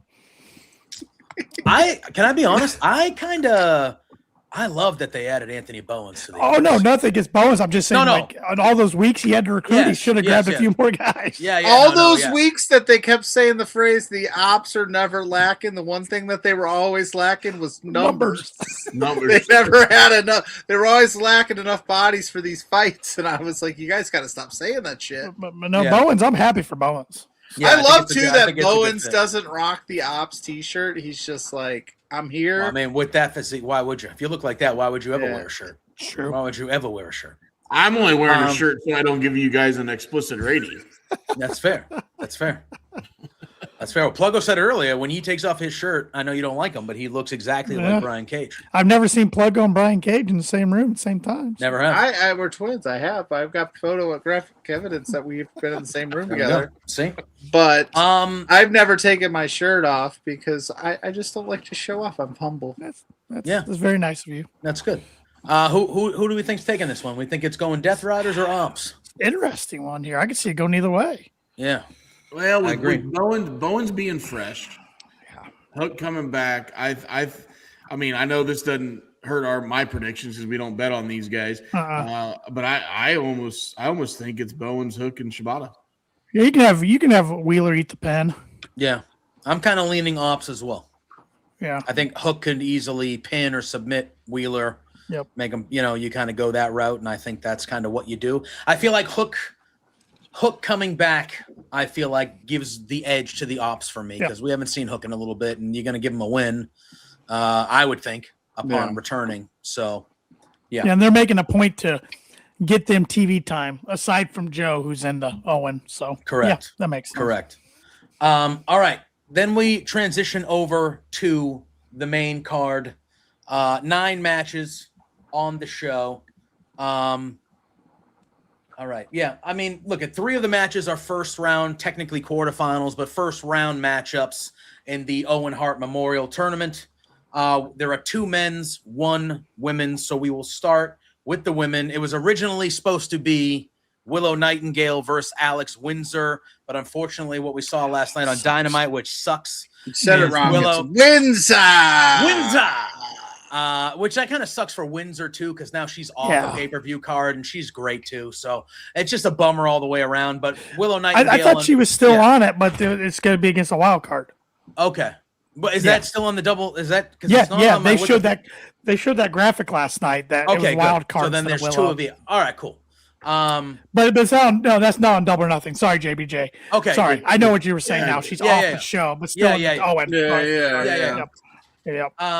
all right, chat. Who's the wild card? Drop it in the comments. Well, yeah, and I do want to get to that. So, but the match we are getting now instead of, because Willow unfortunately had to not only withdraw from the Owen, she had to relinquish the TBS title, which just sucks. Hurt her shoulder, she said, in the Red Velvet title defense. So Tony Khan on the call today said that they're going to address the TBS title after Double or Nothing. So I'm sure next Wednesday on Dynamite or even at the press conference, maybe something he'll dive into it. But we do have Athena going one-on-one with Mina Shirakawa. Scott knows what's up. Mrs. Pluggo's the wild card. There we go. Again, this should be a good match. I guess in total, I'll say, when you saw the brackets first come out, what were your initial react? To me, I felt like the men's bracket was like significantly stronger than the women's, even though I think both brackets are good. I looked at the women's bracket and I said that lacks star power to me. And again, I'm not one of those people that's like, well, I don't know who these people are. Like, YouTube exists. Like, I'm gonna be fine. I'll figure it out. But like, and I get it. The finals are in for. It feels like when they went with the women's side, they did more of a Forbidden Door type factor where there's people from different companies throughout the world, whereas the men, it's just strictly all AEW guys. Right. So it's just like a different vibe, I guess. I totally agree with you. There's more star power in the men's, but yet I think the men's is more predictable. I think the women's is less predictable, but yeah, there's not as much star power. I think, and I've been complaining about this over on KLP for a few weeks. I think the women's division as a whole, even though it's great in depth, it's lacking star power without Tony and Mercedes. And now no Willow. And now no Willow. Yeah. That's like me, that's like your three biggest people. Those are your three biggest people, and now they're not gone. Now, Pluggo did ask the chat. Wild card. I think obviously Mercedes is the automatic name that everyone is and I know me and Pluggo kind of did our brackets and we filled them out, and a spoiler alert, we both think the wild card will be Mercedes. Gotta over deliver, especially somebody as big as Mercedes. And that's the thing to me. That's the thing to me. And to me, there's only two names that do that. It's Mercedes or it's Britt Baker. Bingo. Those are the only two that will get to that level where, okay, like unfortunate circumstance, but now those are the only two names that I feel. Especially when your winner is going on to get a world title shot at Wembley at All In. Yeah. It's got to be a pretty big name. Has to. So let's back up a little bit, and I'll play devil's advocate. I said it back when it happened, and the IWC told me I should mind my own business and blah, blah, blah, and I'm an idiot. Well, I mean. Whatever. Wow. But we're not totally for sure that Toni Storm's pregnant, correct? It hasn't been confirmed. Nobody's. We know is that she's out the whole year. Yeah. That has been confirmed. She's that's the other wild card name, but like I said, it's so early. I just don't think it's from from everybody that is reputable, they've said that she's not coming back this year. So and they said she's not injured, so that's why I was speculating. Not coming back. So the speculation is it could be something like that, but nobody. Yeah. Right. Yeah. But I mean that was 2.5 months ago. So you think it would come out, like it would be confirmed. Like anytime we've had a pregnancy with some top line superstars, Becky Lynch, Bianca Belair, Naomi, like they just said it, right? It just happens. Who's getting arrested for their? I don't know. That's right outside my window. Wow. I hope they're going to get Paul. They're coming for you. He's coming for because of your piss poor Rizzler take. Yeah. For the Rizzler. Anyways, I'm just saying, like, they've all confirmed it. Whether they want to do it on national television, like a couple of them have, or they come out later and said it. There's lights over there. They've never said anything with Tony. We've gone 2.5 months, and nobody's confirmed or denied anything. So I don't know. To me, in the back of the mind, this could just be some mastermind from Tony Khan. Maybe. I wouldn't hate if it was Britt. I really wouldn't hate if it was Britt. I would love it if it was Britt. I just think like Willow has elevated herself to a level of like you said, like if you got to over deliver when something like this happens, where the names are it would be no disrespect to anybody on the roster, but it'd be a little bit of a letdown if it wasn't a bigger name.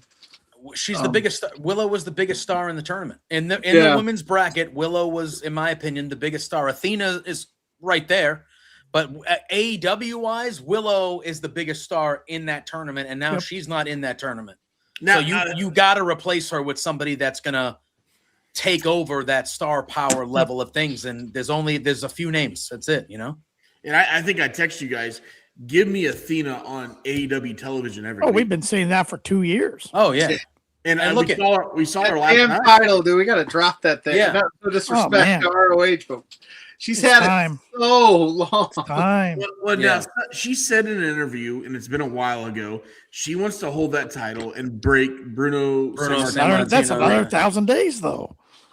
So she's getting to a level where ROH is going to have to create another title just because she's held it down Roman Reigns so long. Wow, did we see that in some other company?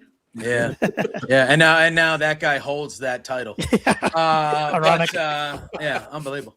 But okay, so before the Willow injury, I had Athena and Willow in the finals of this tournament, and I had Athena beating her. I had Athena winning the whole thing. Yep. Now I have completely flipped, as this whole tournament kind of has, and I'm going along with the fact that I think it is going to be Mercedes, and now I have a Mercedes and Athena final. And I have flipped now because I think if Mercedes comes back, she's winning it again. She has to. She's going back to back. And then I think as a babyface, she goes and takes the title from Tekla, if Tekla has it down, which I think she should. At All In, I just feel like that's the route they go. So that injury has completely flipped. I mean, it has flipped the bracket, obviously. But like for me, it completely flipped. Not necessarily the person that I had in the finals, but who I thought was going to win this thing. No, I agree with you. I think if it's Mercedes, she wins it. If it's anybody else, I'm sticking with Athena winning it. Even if it's Britt Baker, I think Athena beats her. Yeah, then I'm okay. Yeah, and I think that would be fine for Britt. I don't think Britt. To me, I think if Mercedes comes back, Mercedes needs to win it. If Britt does, I don't think Britt. If Britt makes a run to the finals and loses a good match to Athena, Britt's fine. Britt's fine to me. If Britt comes back, and I was saying this Sunday night before we knew of Willow's injury, I wanted her to come back and go after Willow. I think she'd be like a bitch Britt Baker heel going after the TBS title. That'd be awesome. Yeah, I agree. There's two ladies that, I mean, these are going to be wild cards, right? But what about a Shotzi Blackheart making an appearance? You could throw that Dakota Kai. Could we see Dakota Kai? She's been a name rumored around for a long time. Is Shotzi still running? Is Shotzi still running Europe? She was doing an overseas thing. Yeah. She was in Australia, wasn't she? Ruby'd be cool. Yeah, Ruby Soho would be a cool name. She made it to back-to-back finals and lost in the first couple ones. So that would be a good name too. I mean, there are. I don't know. I just feel like, man, with no Tony.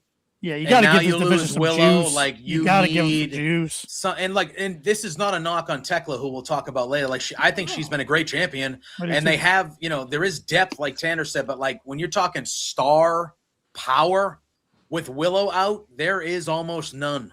Right. Okay. There is almost none. I know this isn't the star power name. Allie Katch. She left. She had to leave. GCW. Yeah. Where's she gonna go? Yeah, but again, when you're replacing Willow, I don't think as much as I like Allie, I get it. I get it, but you only have 8 spots. If you had 16, different story. And Allie's been. Let's not start pulling an NCAA and expanding shit. Yeah, let's expand this. Let's get this. Everybody gets a ribbon. You went 10 and 17. Oh, it's all right. You're a fucking 28 seed. You're fine. You're in. Yep. My ass. Anyway. Yep. That's a rabbit hole for another day. Yeah. Pluggo, I'm sorry. Go ahead, buddy. No, it's okay. I was just gonna say, no, I'm with you. I think it's all the expansion across sports silly. But Allie's been messing around a little bit and wrestling with some WWE ID people and stuff. So I wonder, where there's smoke. She was on Collision. Yeah, she did do the Collision spot. She's getting some. Who knows? Maybe there's people looking to sign her, and that would be cool. Like you said, I don't know about this spot though, but it would be cool. Yeah. So Pluggo, you as far as the Owen goes, you have how's your bracket? I know I got Athena winning it all. Okay. That's what I had. And I had it at the beginning either way.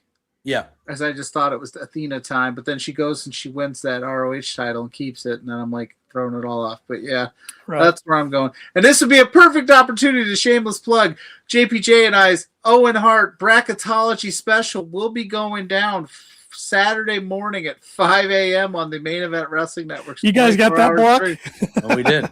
Yeah, we did. Get you some coffee. Double strong coffee, boys.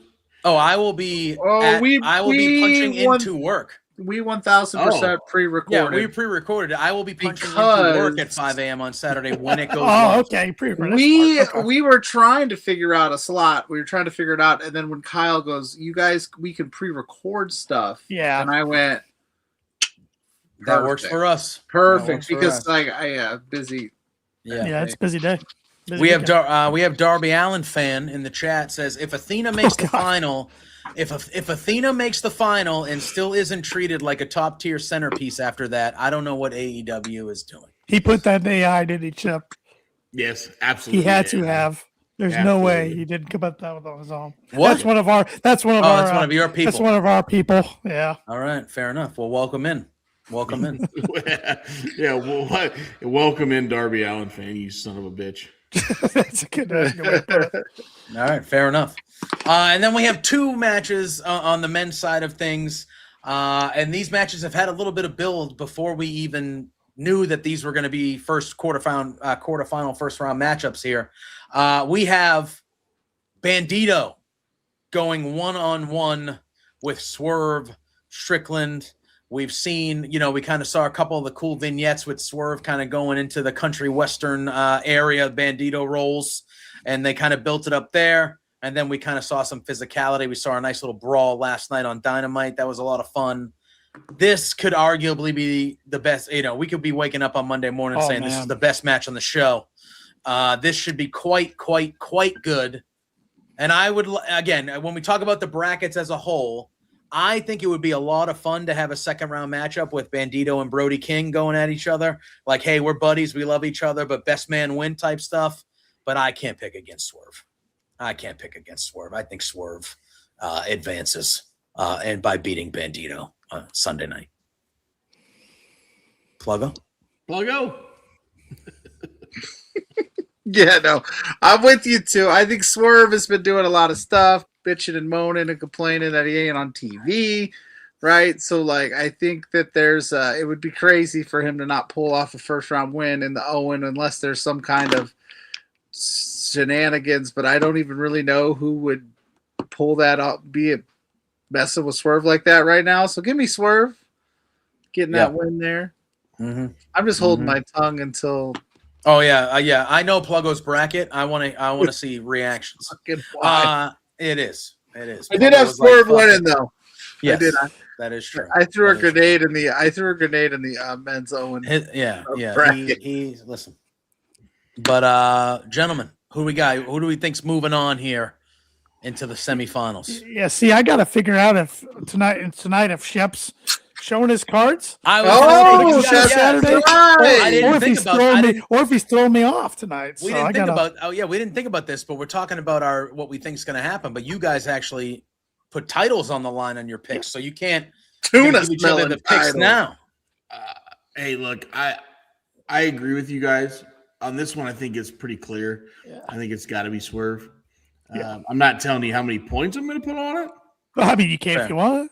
But I'm not going to swerve you on this one. I don't think this one's. You like that? Tomorrow, is it tomorrow? I don't think I'm going to swerve you on this Saturday, 2 to 3, Saturday p.m. I'm not going to. This is what I'm not going to, hold back on. So yeah, I think Swerve goes over for sure. Mm-hmm. Yeah, I think Swerve. I loved how they started the feud with the vignette and the old Western. Like at first, I'm like, oh, cool, Magneto's coming back, and then you see Nana pick it up. I'm like, ooh, and Swerve lights it on fire. I'm like, okay, I can get down with that because, like you said, JPJ in ring, this match gonna slap. Yep, sure is. This is gonna be real good. This is gonna be real good. And then on the other side, the other one we get is also going to be real good. This has been building and building with Ospreay, with the Death Riders, and Joe with the Ops saying, hey, you had a choice to come with us. You chose them. I take care of my friends. You see what they do. They don't take care of that. What the hell, man? I thought the promo that Will Ospreay cut last night was needed really 2 or 3 weeks ago. Good. Really good. This is really, I've loved what we've seen with the Death Rider stuff. I think it's very cool. I've been in on it. I like it. And I've been saying, and I know Tanner, you've kind of liked and retweeted some, but I've been saying what he said last night. Like Moxley has been rebuilding Ospreay to win this tournament and to go to All In and win the world title. That's what Moxley's whole vision has been. Like, I know you're this damn good, but I know that I can make you do what you need to do it, and I've loved it. I thought it's really good. I thought the promo with Ospreay last night was excellent, where he leaned into that. This match is going to be brutal. I love Samoa Joe. I would love to see Samoa Joe, but Will Ospreay's the overwhelming favorite. He has to be in this tournament, in the men's one. You said it's predictable, Tanner. I mean, this is Will Ospreay all day for me. Yeah, same here. I can't believe this is the first time these two have went one-on-one. Yeah, it's crazy. But Shep made a good point. Their timelines just never crossed because, But, I'm looking forward to this one. And like you said, JPJ, I've been digging this Ospreay Death Rider stuff too. I think Jon Moxley is doing the hell of a character work in 2026. And a lot of people are crapping on it online, but I'm loving it. So. I thought the Moxley promo that they showed last week on the rooftop when he was talking about the Super Juniors and all, I thought that was the best we've seen from Moxley in a while. Like, I was so into that promo, just talking about life and growth. And I was just like, man, that's like a man to man, like real life talk right there. Like that's something, it almost felt like that'd be something you'd hear from your dad. Like right. And it was just, I was so into that. And I thought, man. Yeah. Some of the best work Moxley's done of late is this stuff. And it's not even in the ring. Now his in the ring stuff, like what we saw last night, enjoyed it. Right. And then you get this Moxley outside the ring and he's trying to coach and just a different side. And I love it. So I love that, and I think it continues with Ospreay. So I think Ospreay is the overwhelming favorite to win this match and move on. And I don't think there's any way it can't be Ospreay in this match. Do you? Yeah, I'm not showing my hand. I might put 1 point on it. No, that's fine. No, I'm just gonna let Pluggo talk now. I got Samoa Joe beating Will Ospreay in this match because there's one thing that this wonderful Death Riders Will Ospreay story is missing is some adversity. Ospreay works for WWE now, by the way. Oh, does he? No, but you get what I'm saying. Get what I'm saying. Listen, in these type of stories, right? So hear me out. What's more compelling? That, Ospreay works with the Death Riders. He blows to the O and he goes to London. He wins the title. Boom. Okay, cool. Okay, but I'm saying he shows up against Samoa Joe, who is no slouch. He's not some bum. Fair. Totally fair. Totally. He doesn't. AEW World Champion. We know Samoa Joe will go wherever Samoa Joe needs to go to get a win. Has Will Ospreay fully embraced the teachings of Jon Moxley, where it's like you got to go for the throat when the throat is there, Or is Will going to be Will and kind of be apprehensive and it's going to cost him? And then Moxley shows up and goes, all right, what now? You're either in or you're out on this teaching, my man. So I think there needs to be some type of adversity for this. It can't just be like, oh, Jon Moxley's rehabilitated Will Ospreay in tournament. Will's got to be like, I'm still true to me a little bit, and then and then we can find a way until now to August to get our boy Will Ospreay into that match somehow, some way. There's a lot of things that could happen. It would just be, and again, I'm probably crazy, and I'm probably wrong. But I feel like this story needs that kind of bump in the road because that's how these stories go. They don't go perfectly smooth the whole time. And here's a perfect opportunity to be like, I've been telling you for weeks, Will. Look at Claudio over there. He's winning matches. What's up? Spoiler alert. I got Claudio winning too. Over Brody? Yeah. So, all right. We can talk about the brackets as a whole here. I have Ospreay winning the whole thing. Yep, same. Yeah, I have Ospreay beating Joe. That's boring. That's boring. Okay, it is boring, but it's like predictable is not always the wrong. But I have Ospreay doing that. I have Mark Davis beating Jack Perry again, and then I think you get the United Empire, Don Callis family, Ospreay second round, and then in the finals it's him and Swerve. Yep. And you get that rematch, you get that story. It's the two best guys going after the chance to fight the champ, and I think that's what you get. And I think Ospreay does it. Like I said, I would love to see Bandito and Brody. I think that'd be very cool. But you also get the rematch from Dynasty with Brody and Swerve in the second round. That's what I have. And then that adversity that Pluggo's talking about, I think comes on the way from Forbidden Door to All In, because Moxley will be like, okay, you made it through phase one. And spoiler alert, we'll talk about it, but now MJF is the world champion and he's a dirty bastard. And so you're going to have to get even darker and deeper to beat that motherfucker. And then I think that is where we see Ospreay really buy in even more to the Death Rider stuff, because MJF is going to do whatever the fuck he can, cheat, steal, whatever, to win the title, and Ospreay needs to be better. Like Ospreay needs to one up him and do what he has to do. Yeah, that's what I think. I love what you said. I agree with pretty much it all. I agree with all your picks for the bracket. The only thing I'm wondering, and I don't know if this is going to be a spoiler or not, but I'm trying to figure out who Will's going to go against it all, and is it going to be MJF or is it going to be Kenny Omega? And poor Darby, I'm not even considering Darby. I'm not saying I don't know if he's going to win or lose. Hey, he could win Sunday, but I just don't think he's the champ by All In. That's all I'm saying. So to go off of JPJ, we go to All In, and I think it's MJF versus Ospreay, and I think they put a asterisk by it, and they make it a London death match, London street fight, whatever the hell it is, right? And then I think Ospreay turns to Moxley and says, look, I've never been in one of these matches. Teach me. Moxley obviously has been there down the road. So I think on his thought process, I think he's right. And Moxley coaches him through the summer, goes to that and says, all right, I'm in a death match. I'm in a street fight. I'm in a no DQ match. Teach me this match.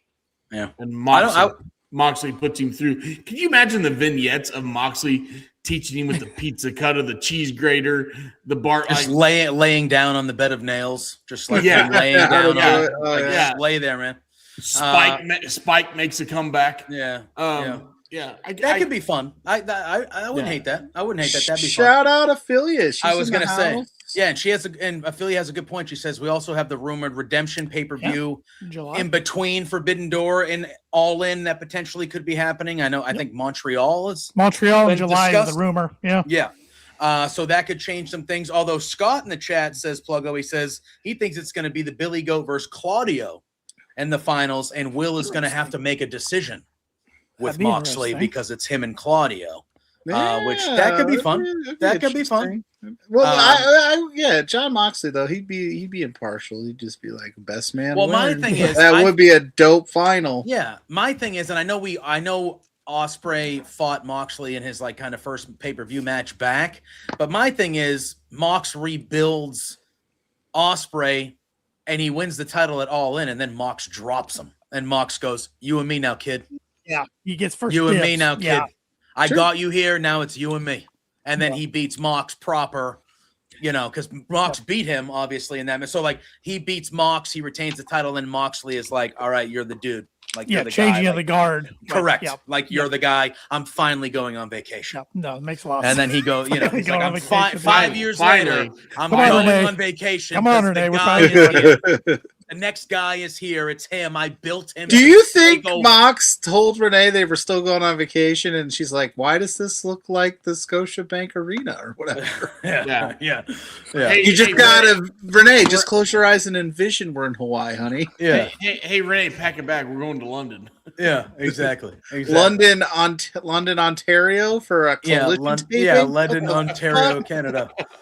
Oh man, but yeah, I think there's some good stories they can. I feel like the men's bracket in particular is very storyline driven.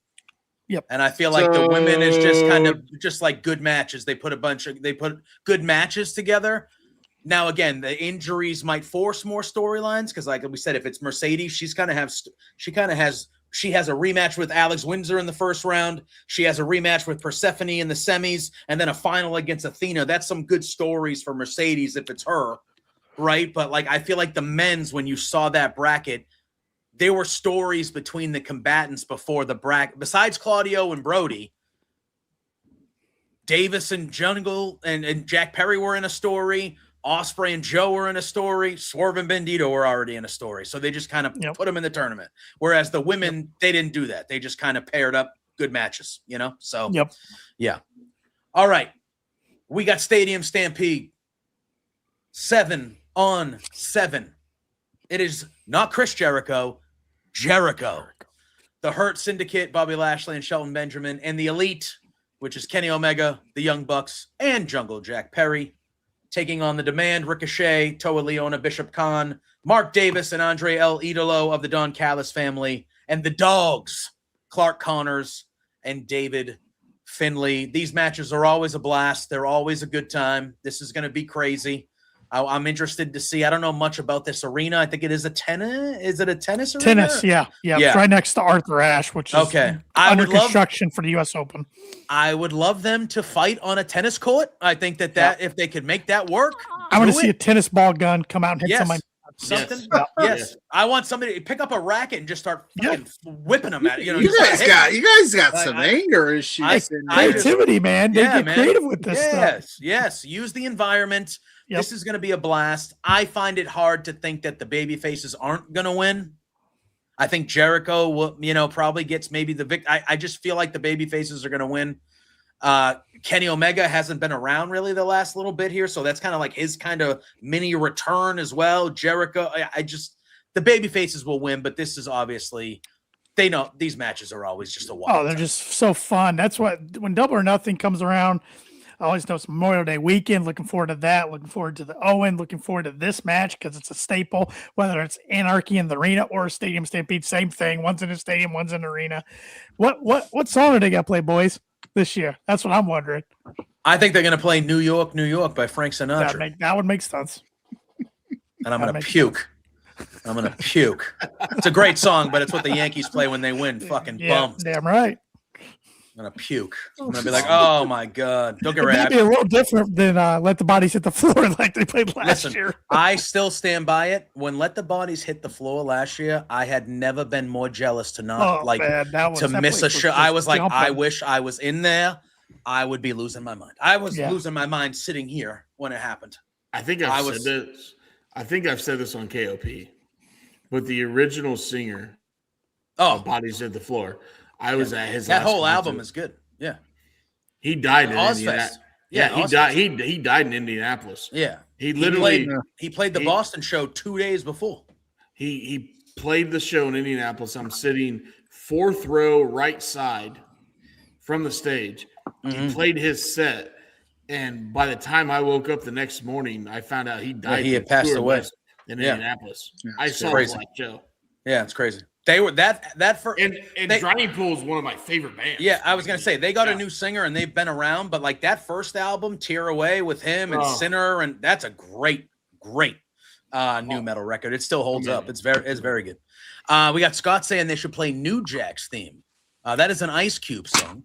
And it is a banger. Will it bum you out, JPJ, if they come out in Yankees gear?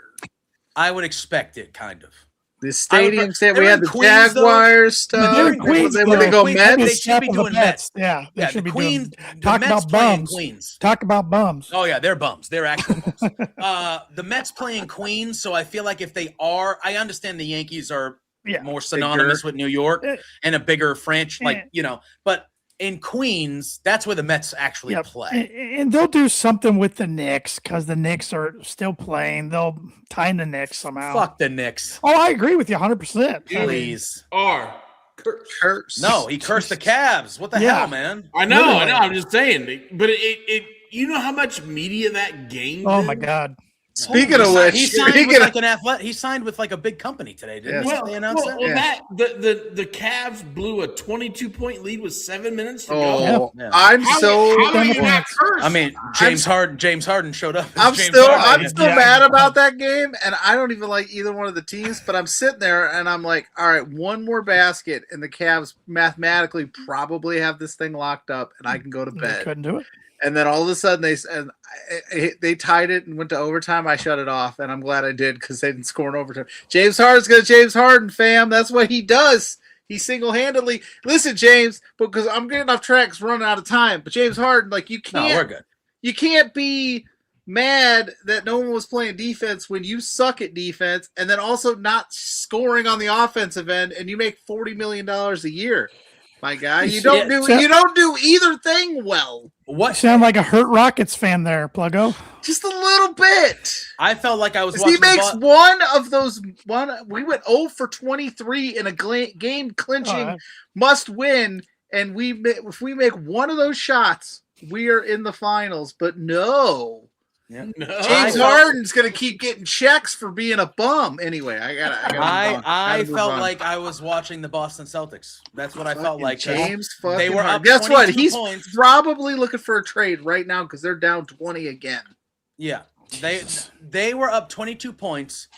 It baffles me how many coaches in that league, when they have those type of leads, they go, okay, it's 7.5 minutes. We can just play the 2-point game the rest of the game and win.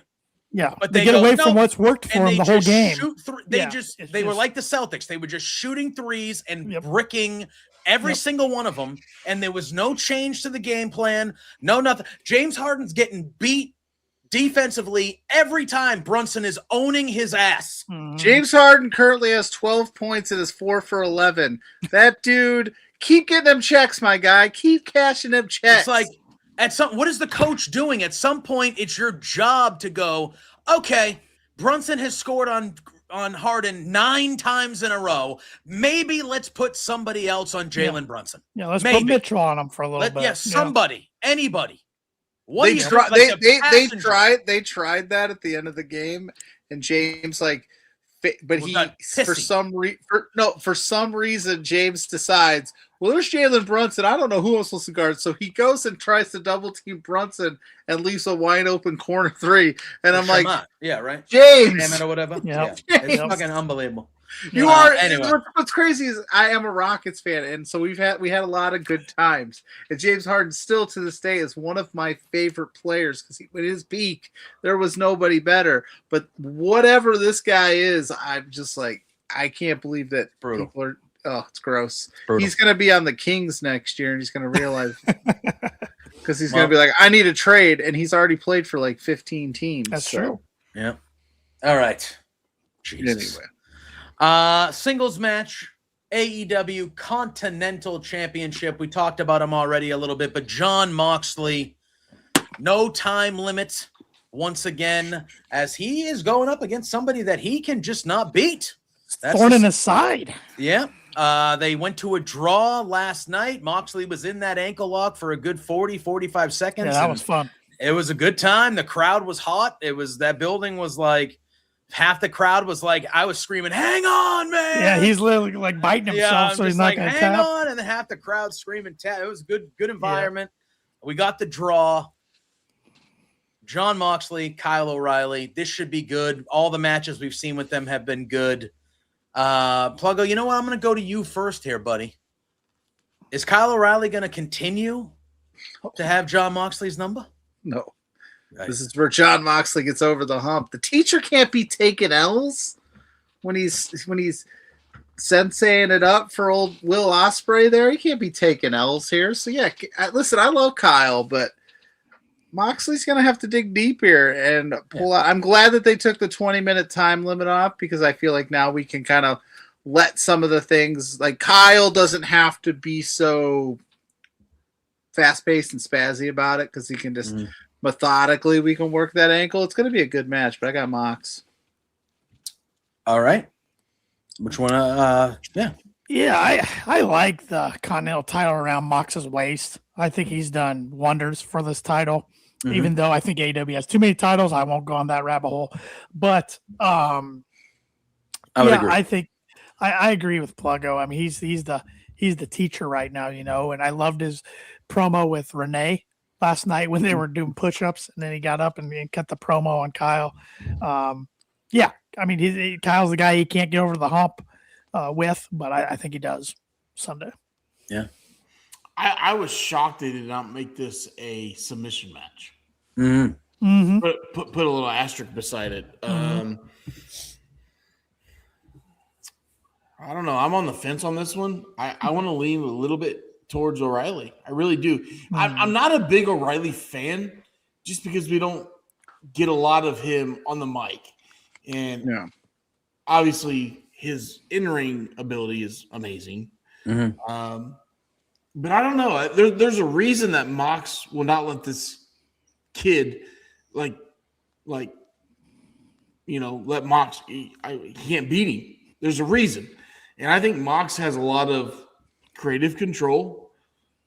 So I don't know. I can see O'Reilly winning this for some reason. Did you pull the creative control card out? Listen, brother. EVP. I don't think so. Maybe. Auntie Collins is in the house. Auntie.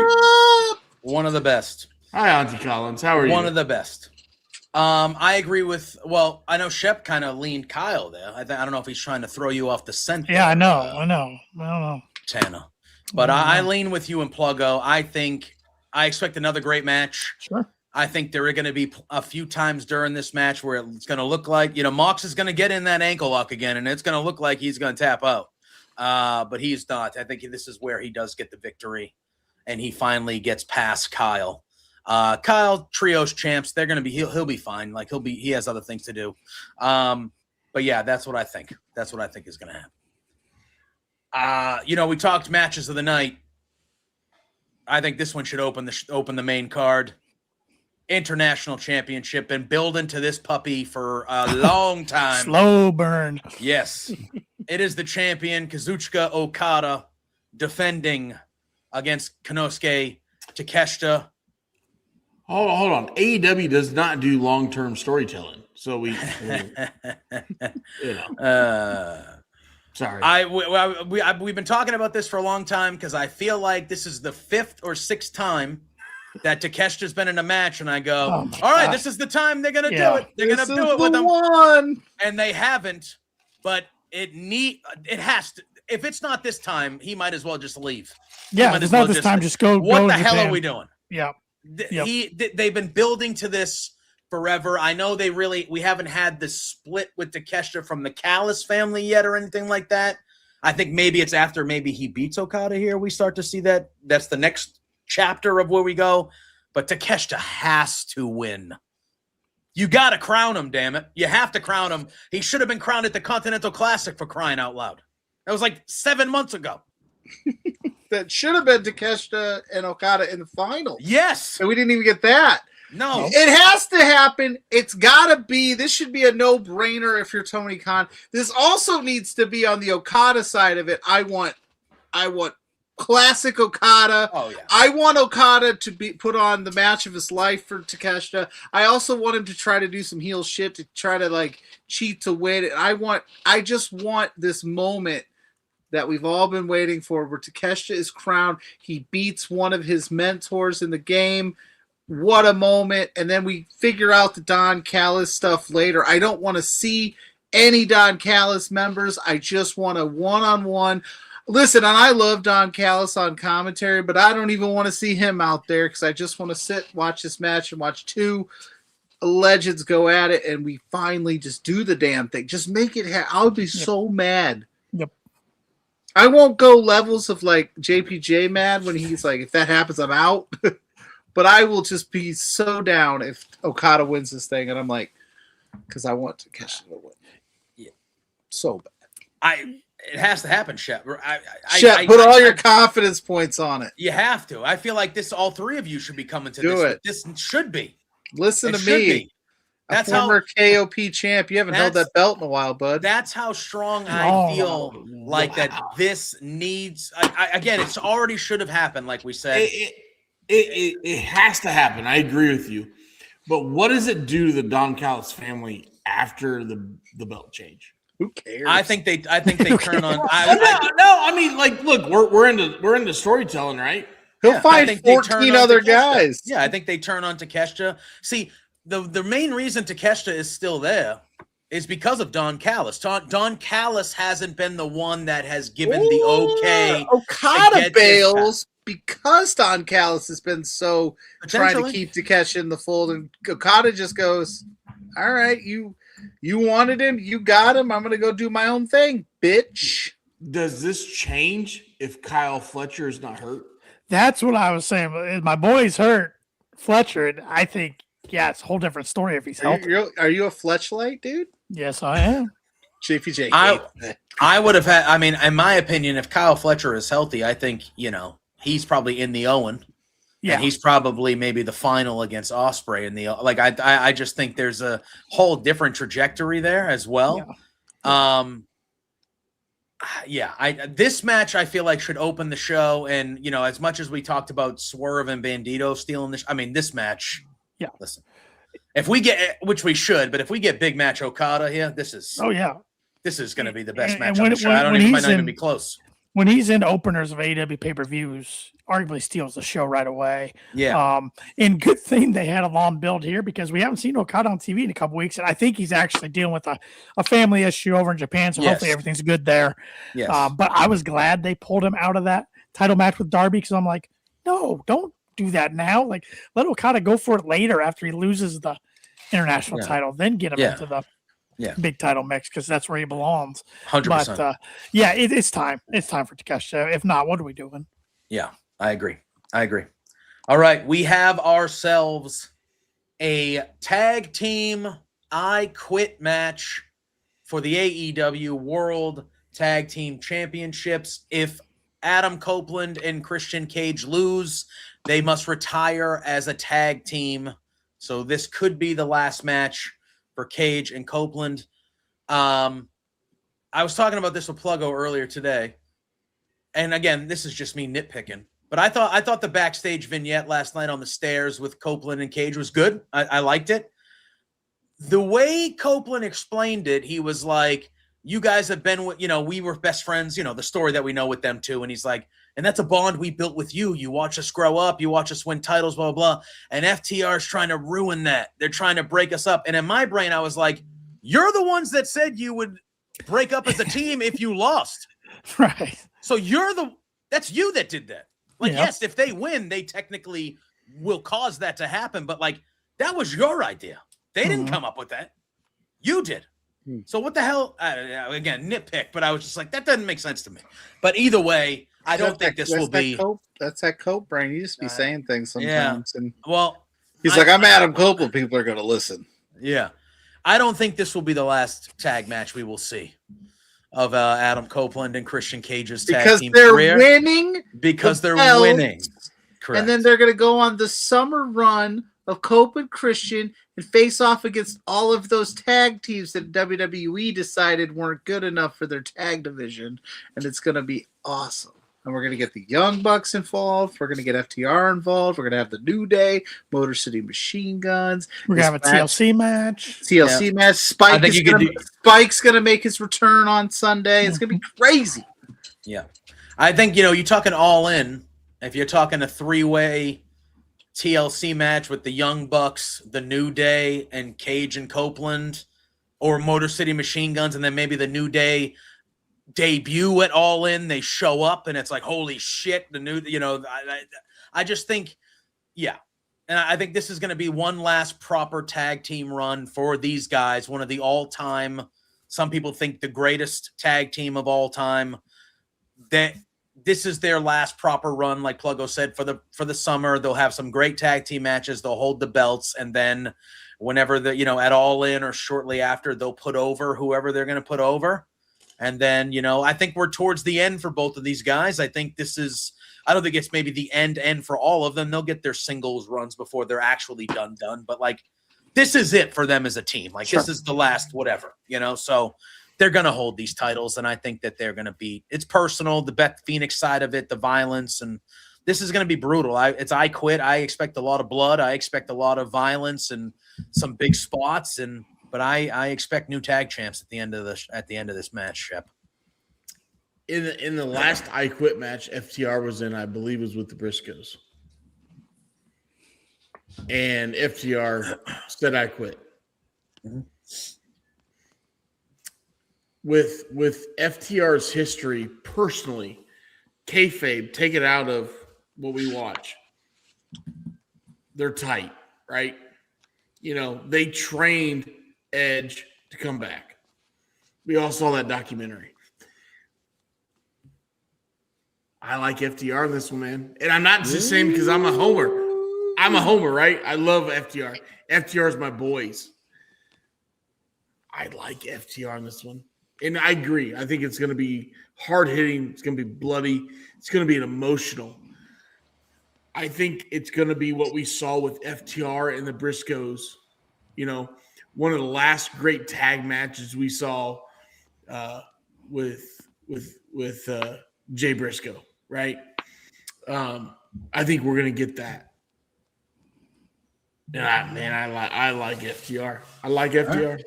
That would be some serious heat, and they could always run we just took out your childhood heroes and broke up and took that away from you this summer, and then have a bunch of babyface tag teams try to mow them down. You could do that. I wouldn't hate it. I was surprised last month when they didn't pull the trigger at Dynasty in their backyard up in Canada. Yep. I think they do it this time. I think you give them the Legends one more run. And like you said, probably two legendary tag teams are coming in the fold in the summer. So plenty for FTR still to do. Just adds to what I think is the best tag division in the world. And I think Tony's finally finding his groove again with the tag division. Don't get me going on the trios, but yeah, fair. Yeah, I think it's going to be a good one. It's going to be it's going to be a bloodbath, but it's going to be a bloodbath.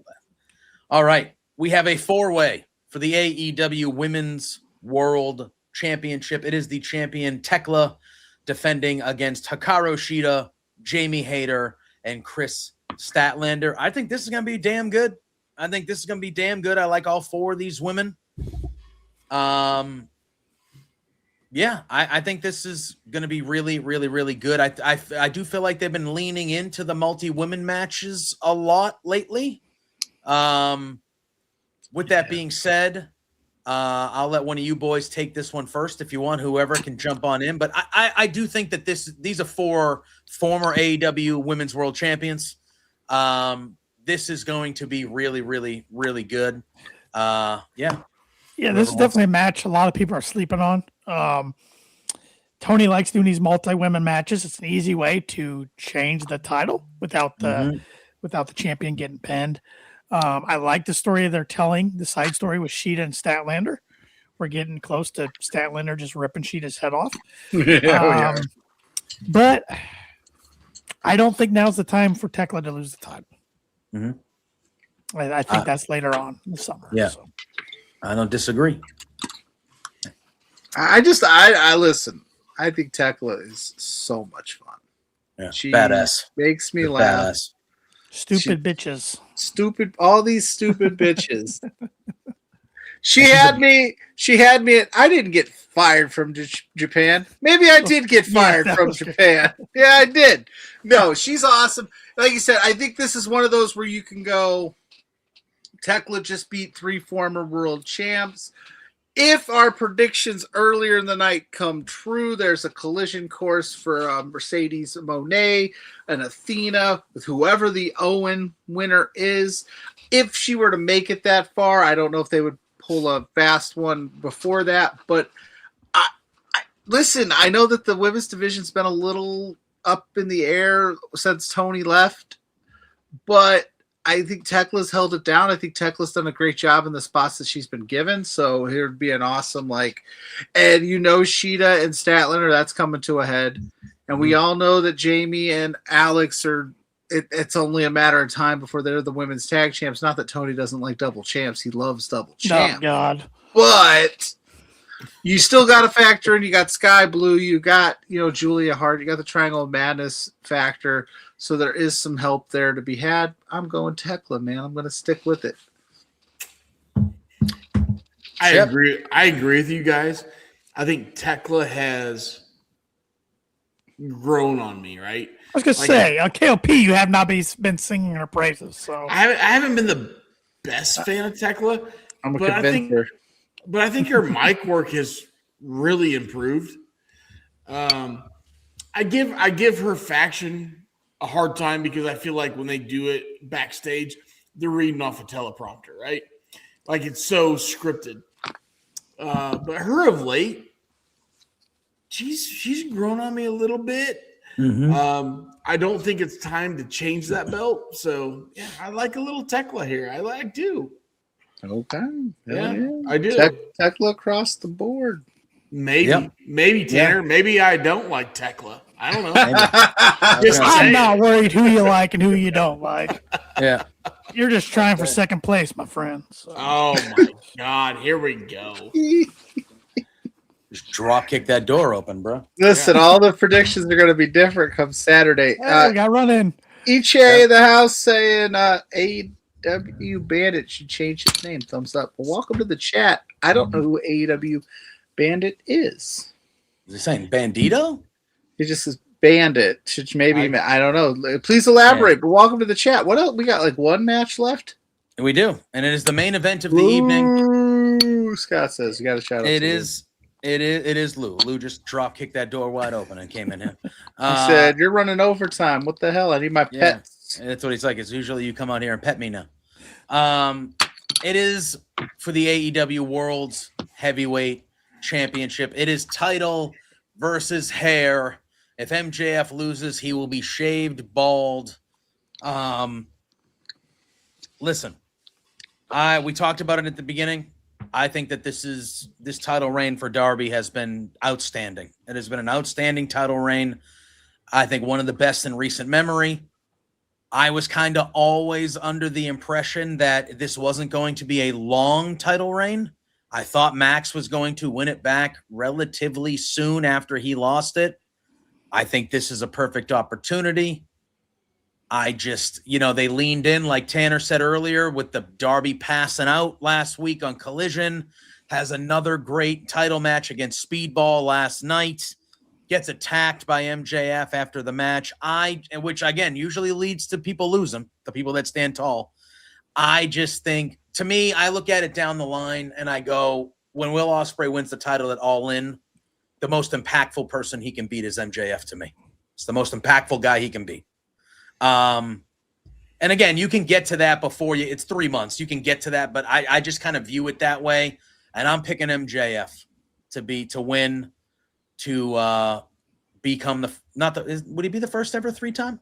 Is anybody else 3-time? No, Mox. Mox was 3-time? Mox was 3 or if not 4 with the interim run. Okay, yeah. So he would become a 3-time AEW World Champion. I have MJF. that's where I'm leaning. But honestly, the way this title reign has gone, I wasn't 100%, but I kind of thought MJF would always win it back quickly, so I'm sticking with my gut there.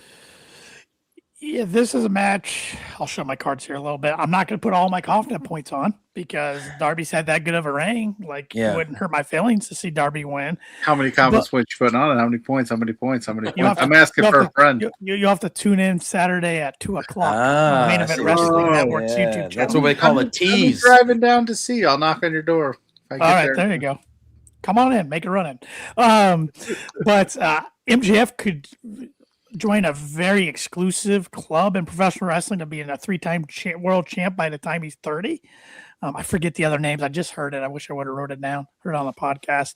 But yeah, I'm with you, JPJ. I thought when Darby won it, good moment. Let's see how much juice they can get out. They can squeeze out of this. They've squeezed the hell out of this. It's been a fun reign, but I always thought it was going to be a short reign. But it's elevated Darby. It's done no hurt to him whatsoever. But I think MJF's a 3-time champ come Monday morning. Yeah, we talked about this a couple weeks ago, like when it was final. If you have hair implants and you shave them, can they grow back? We did Google this to see. We did Google this because that's a big deal, right? And they can grow back. They can grow back if the seeds are planted. They can grow back. So, as much as I want it, I think MJF should win. I don't know. I think with what we've seen with Darby, all of a sudden, I think there's more of a case for Darby to win now than there was when he won the title a month ago. Do you remember? I'm on the fence. I like Darby. I like Darby. I think you're full of crap. But all right, well, maybe I will bring it home for old Shep here. Auntie, if you're still in the chat, I remember last week you scolded us to no end for not using Google, even though I personally would just rather ask you, Auntie, questions. But I Googled it. When did MJF get this hair transplant? Does anybody know the official time? It was over in Turkey. Because there's a strict shaving your head timeline if you ask Google. Not after 1 to 14 days, 2 to 4 weeks. You can lightly trim the hair. 1 to 2 months. You can use electric clippers on a guard setting, but you got to use them gently. 3 months and beyond, it's generally safe to use a wet razor or electric shaver directly on the scalp, as the follicles will be fully secure. I think he's past the 3-month mark, and my thing is this. MJF knows that him being bald will feed families in terms of the legs that you could get out of him being bald. He's playing it up perfect. And then there's just this guy that we haven't seen in a long time that MJF took something from.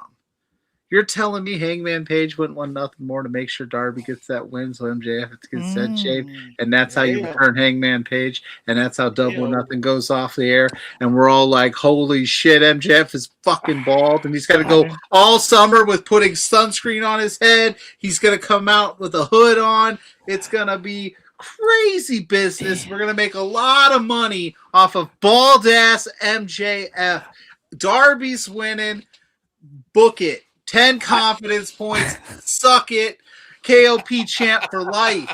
There's only 9 main card picks. Shut up, Tanner. This is my show. I said 10. But I didn't even think of the Hangman thing, though. Man. And Darby helped Hangman last summer beat the Moxley. Don't you start second guessing your picks, Tanner.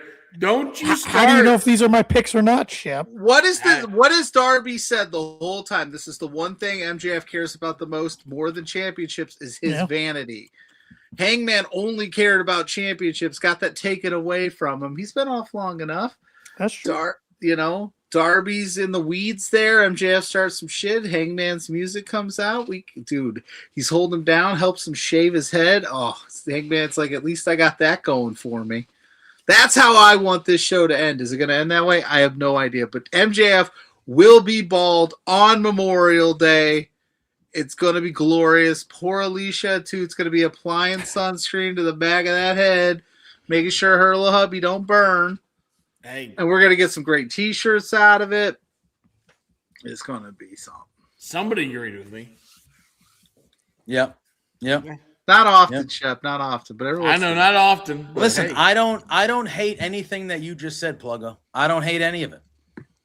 I really don't. And then it doesn't do. And then also in a more serious turn, it doesn't do this thing where I think a lot of people, including myself, are aligned with JPJ in the sense of like we know that Darby's not long for it, and this is the most obvious spot where he would lose it, and we'd go, "Oh yeah, we knew that was coming." And it's like, "Oh, but he gets over on MJF. He gets one more." Yeah, but what we've talked about. The obvious, every Collision, every Dynamite, whatever, doing a title match. Darby can do that. Maybe Darby can do that through the summer. Yeah. I mean, I know we're in the middle of May, right? Mm-hmm. He could probably do that till August. Till All In? Till the All In. He probably could do it as long as no significant injuries happen. He probably could do it. So there's a. I don't know. Roosh could beat him on Wednesday, and we'd just be like, It's true. It's true. Although I will say, I gotta put this out there. Where the hell were the rest of these dudes when it was Hangman and it was Swerve and it was Omega? All of a sudden, 110-pound Darby Allin's out there, and everybody, the mother's like, I got next. I ain't scared. But I didn't see none of you coming out the woodwork trying to take on John Moxley. True. Moxley will kill you. Moxley will kill you. All of a sudden, Darby's out there like, I could take this kid. Yeah. But that is Double or Nothing. Should be quite a show. I think just another we're in line for another great show like we usually get with AEW, especially when it comes to pay-per-views. I think it's a good kickoff for the Owen, all that fun stuff. Pluggo, I liked what you said there. A hangman return would be a real good jolt to the end of the show to kind of leave everybody. Seeing MJF get shaved bald would be quite the high to send people home from that show. Especially if you get a big return in Hangman, who we haven't seen since February. So, yeah, I mean, what? What were you gonna say? I was gonna say we get Riz Man hitting Shane Taylor in the balls to start the night, bald MJF at the end of the night. That is a perfect bookend, brother. There we go. That is my AEW Double or Nothing. And if those two things don't happen, coupled with whatever I was complaining about earlier not happening, I'll be pissed. Fair enough. But that is going to do it for us. We're going to start heading out of here. Went a little overtime tonight, but it's a big wrestling weekend. There was a lot to discuss, and we had our pals from the Kicking Out podcast. Except for Paul. Even real. Listen, I promised Paul that nobody would speak ill of him, and I held that promise, and we will hold that promise. I didn't even know that was a thing. I said it in our chat. I said I'll make sure these. I was very good about it. I said because of jackalopes. To be fair, in Paul's defense, he is doing his dad duties, and he went to of course his kid had a recital or something. So listen, I get it, dude. Paul, you the man. Yeah. What? Hey, who's Paul? Wow, that's messed up. Paul's your future Kicking Out podcast prediction. That's funny. That's funny, Pluggo. That's messed up. Funny. Wow, that's all right. On that note, though, we will let you fine gentlemen plug your stuff. Let people know where they can find the podcast, where they can find you guys. Go ahead and let the people know. Plug your things. Yeah, well, first off, guys, thanks for having us on. It's always fun. We always like to come on and chop it up with you guys. It's a blast. You can find us on all social media at Kicking Out Pod. We stream mostly Sunday nights, 8:30 p.m. Eastern Standard Time, except this weekend, a little different since Double or Nothing's happening. live on Sunday nights. We are part of the Main Event Wrestling Network, and the boys are having a 24-hour marathon starting tomorrow night, Friday night, 8 p.m., running through 8 p.m. on Saturday night. We got the 2 to 3 p.m. slot on Saturday, where you can see our official Double or Nothing predictions, picks, and confident points. See if Shep or I were bluffing to each other tonight or not. And also dropping tonight on the KOBP YouTube channel at midnight is a little project I'd been working on for a little while. I went back and ranked all 44 AEW pay-per-views from worst to best, in my personal opinion. Had a lot of fun with that. You can check that out on our YouTube channel. It will also be available in audio form on all podcast platforms at midnight as well. So go check that out. I had a lot of fun diving back into some research and a lot of memories and moments I forgot about in the 7 years. It's crazy. This is the 8th edition of Double or Nothing coming up on Sunday. It's crazy. Where'd the exploding barbed wire death match land for you? Not that show did not land very well because of that match. So. All right, fair There we enough. go. Shep? Hey, I same thing with Tanner. You can follow me, the Shep27, on all social media. I'm on Instagram and Twitter, X, whatever you call me. I will be with Tanner and Paul on Saturday from 2 p.m. to 3 p.m. for the prediction show on the Main Event Wrestling Network. Follow me. I'm not a big Twitter guy. I'm not a big Instagram guy. I know I get a bunch of shit for it. It's getting better. It's getting better. I'm getting better. I try. I'm a old fat white guy. I don't know. Like I don't do social medias. I know how to use it. I'm an old fat white guy too. Yeah, but hey, I love joining on with you guys and everybody else. I appreciate you guys and bringing us on and we had a hell of a night tonight. So yeah, we'll see. We'll see you guys Saturday, and we'll move on from there. Yeah. All right. Pluggo, do the damn thing, and then we will say hi to Sue, and we can get up on out of here. Yeah, like we teased earlier, we are also part of that Main Event Wrestling Network 24-hour stream. We are in the 5 to 6 a.m. hour. So if you're up, more power to you. If you're not, circle back. We did a full deep dive match by match, round by round of the Owen Hart tournament. We also threw our Double or Nothing predictions in there in a little shorter form. Tonight was the main one. A little personal note, you can find me at Pluggo, but tomorrow morning at some point here on this lovely channel, Love Wrestling, my interview with Prince Pretty, Tyler Breeze, will be dropping. So you'll want to check that out because he doesn't do a lot of interviews, and he hung out with me for a few minutes. So it was a good time. But at Pluggo on all social media platforms, for the show page at B2Beards on all social media platforms, you'll want to follow that to know what we got coming up. We got some fun guests lined up over the next couple of weeks. Plus, like you said, we do the Main Event Wrestling Network stuff. We got all sorts of stuff going on there. I'm trying to think. At 4 Exposure Pod, the independent wrestling podcast, will be this Saturday at 1 o'clock. I'm going to knock that out with Blair Pacheco and then hit the road for Saturday night's main event in Fort Wayne, Indiana. I'll be seeing a couple of you beautiful faces down there. Tanner, Shep, are you coming? No, I do not have tickets. I have baseball, actually. So Oh, fair enough. We had a random no baseball weekend. It was crazy, so I'll be down there. If you're down there, come say hello. Hell yeah. You can follow me, JPJ Loves Gaming, on all social media platforms. You can find me Sunday afternoon over on Fightful Overbooked with Auntie Collins, who was in the chat doing Coast to Coast over there. We'll be diving into the results of Saturday night's main event that Tanner and Pluggo will be at, and we'll be obviously talking AEW Double or Nothing as that will be happening Sunday evening.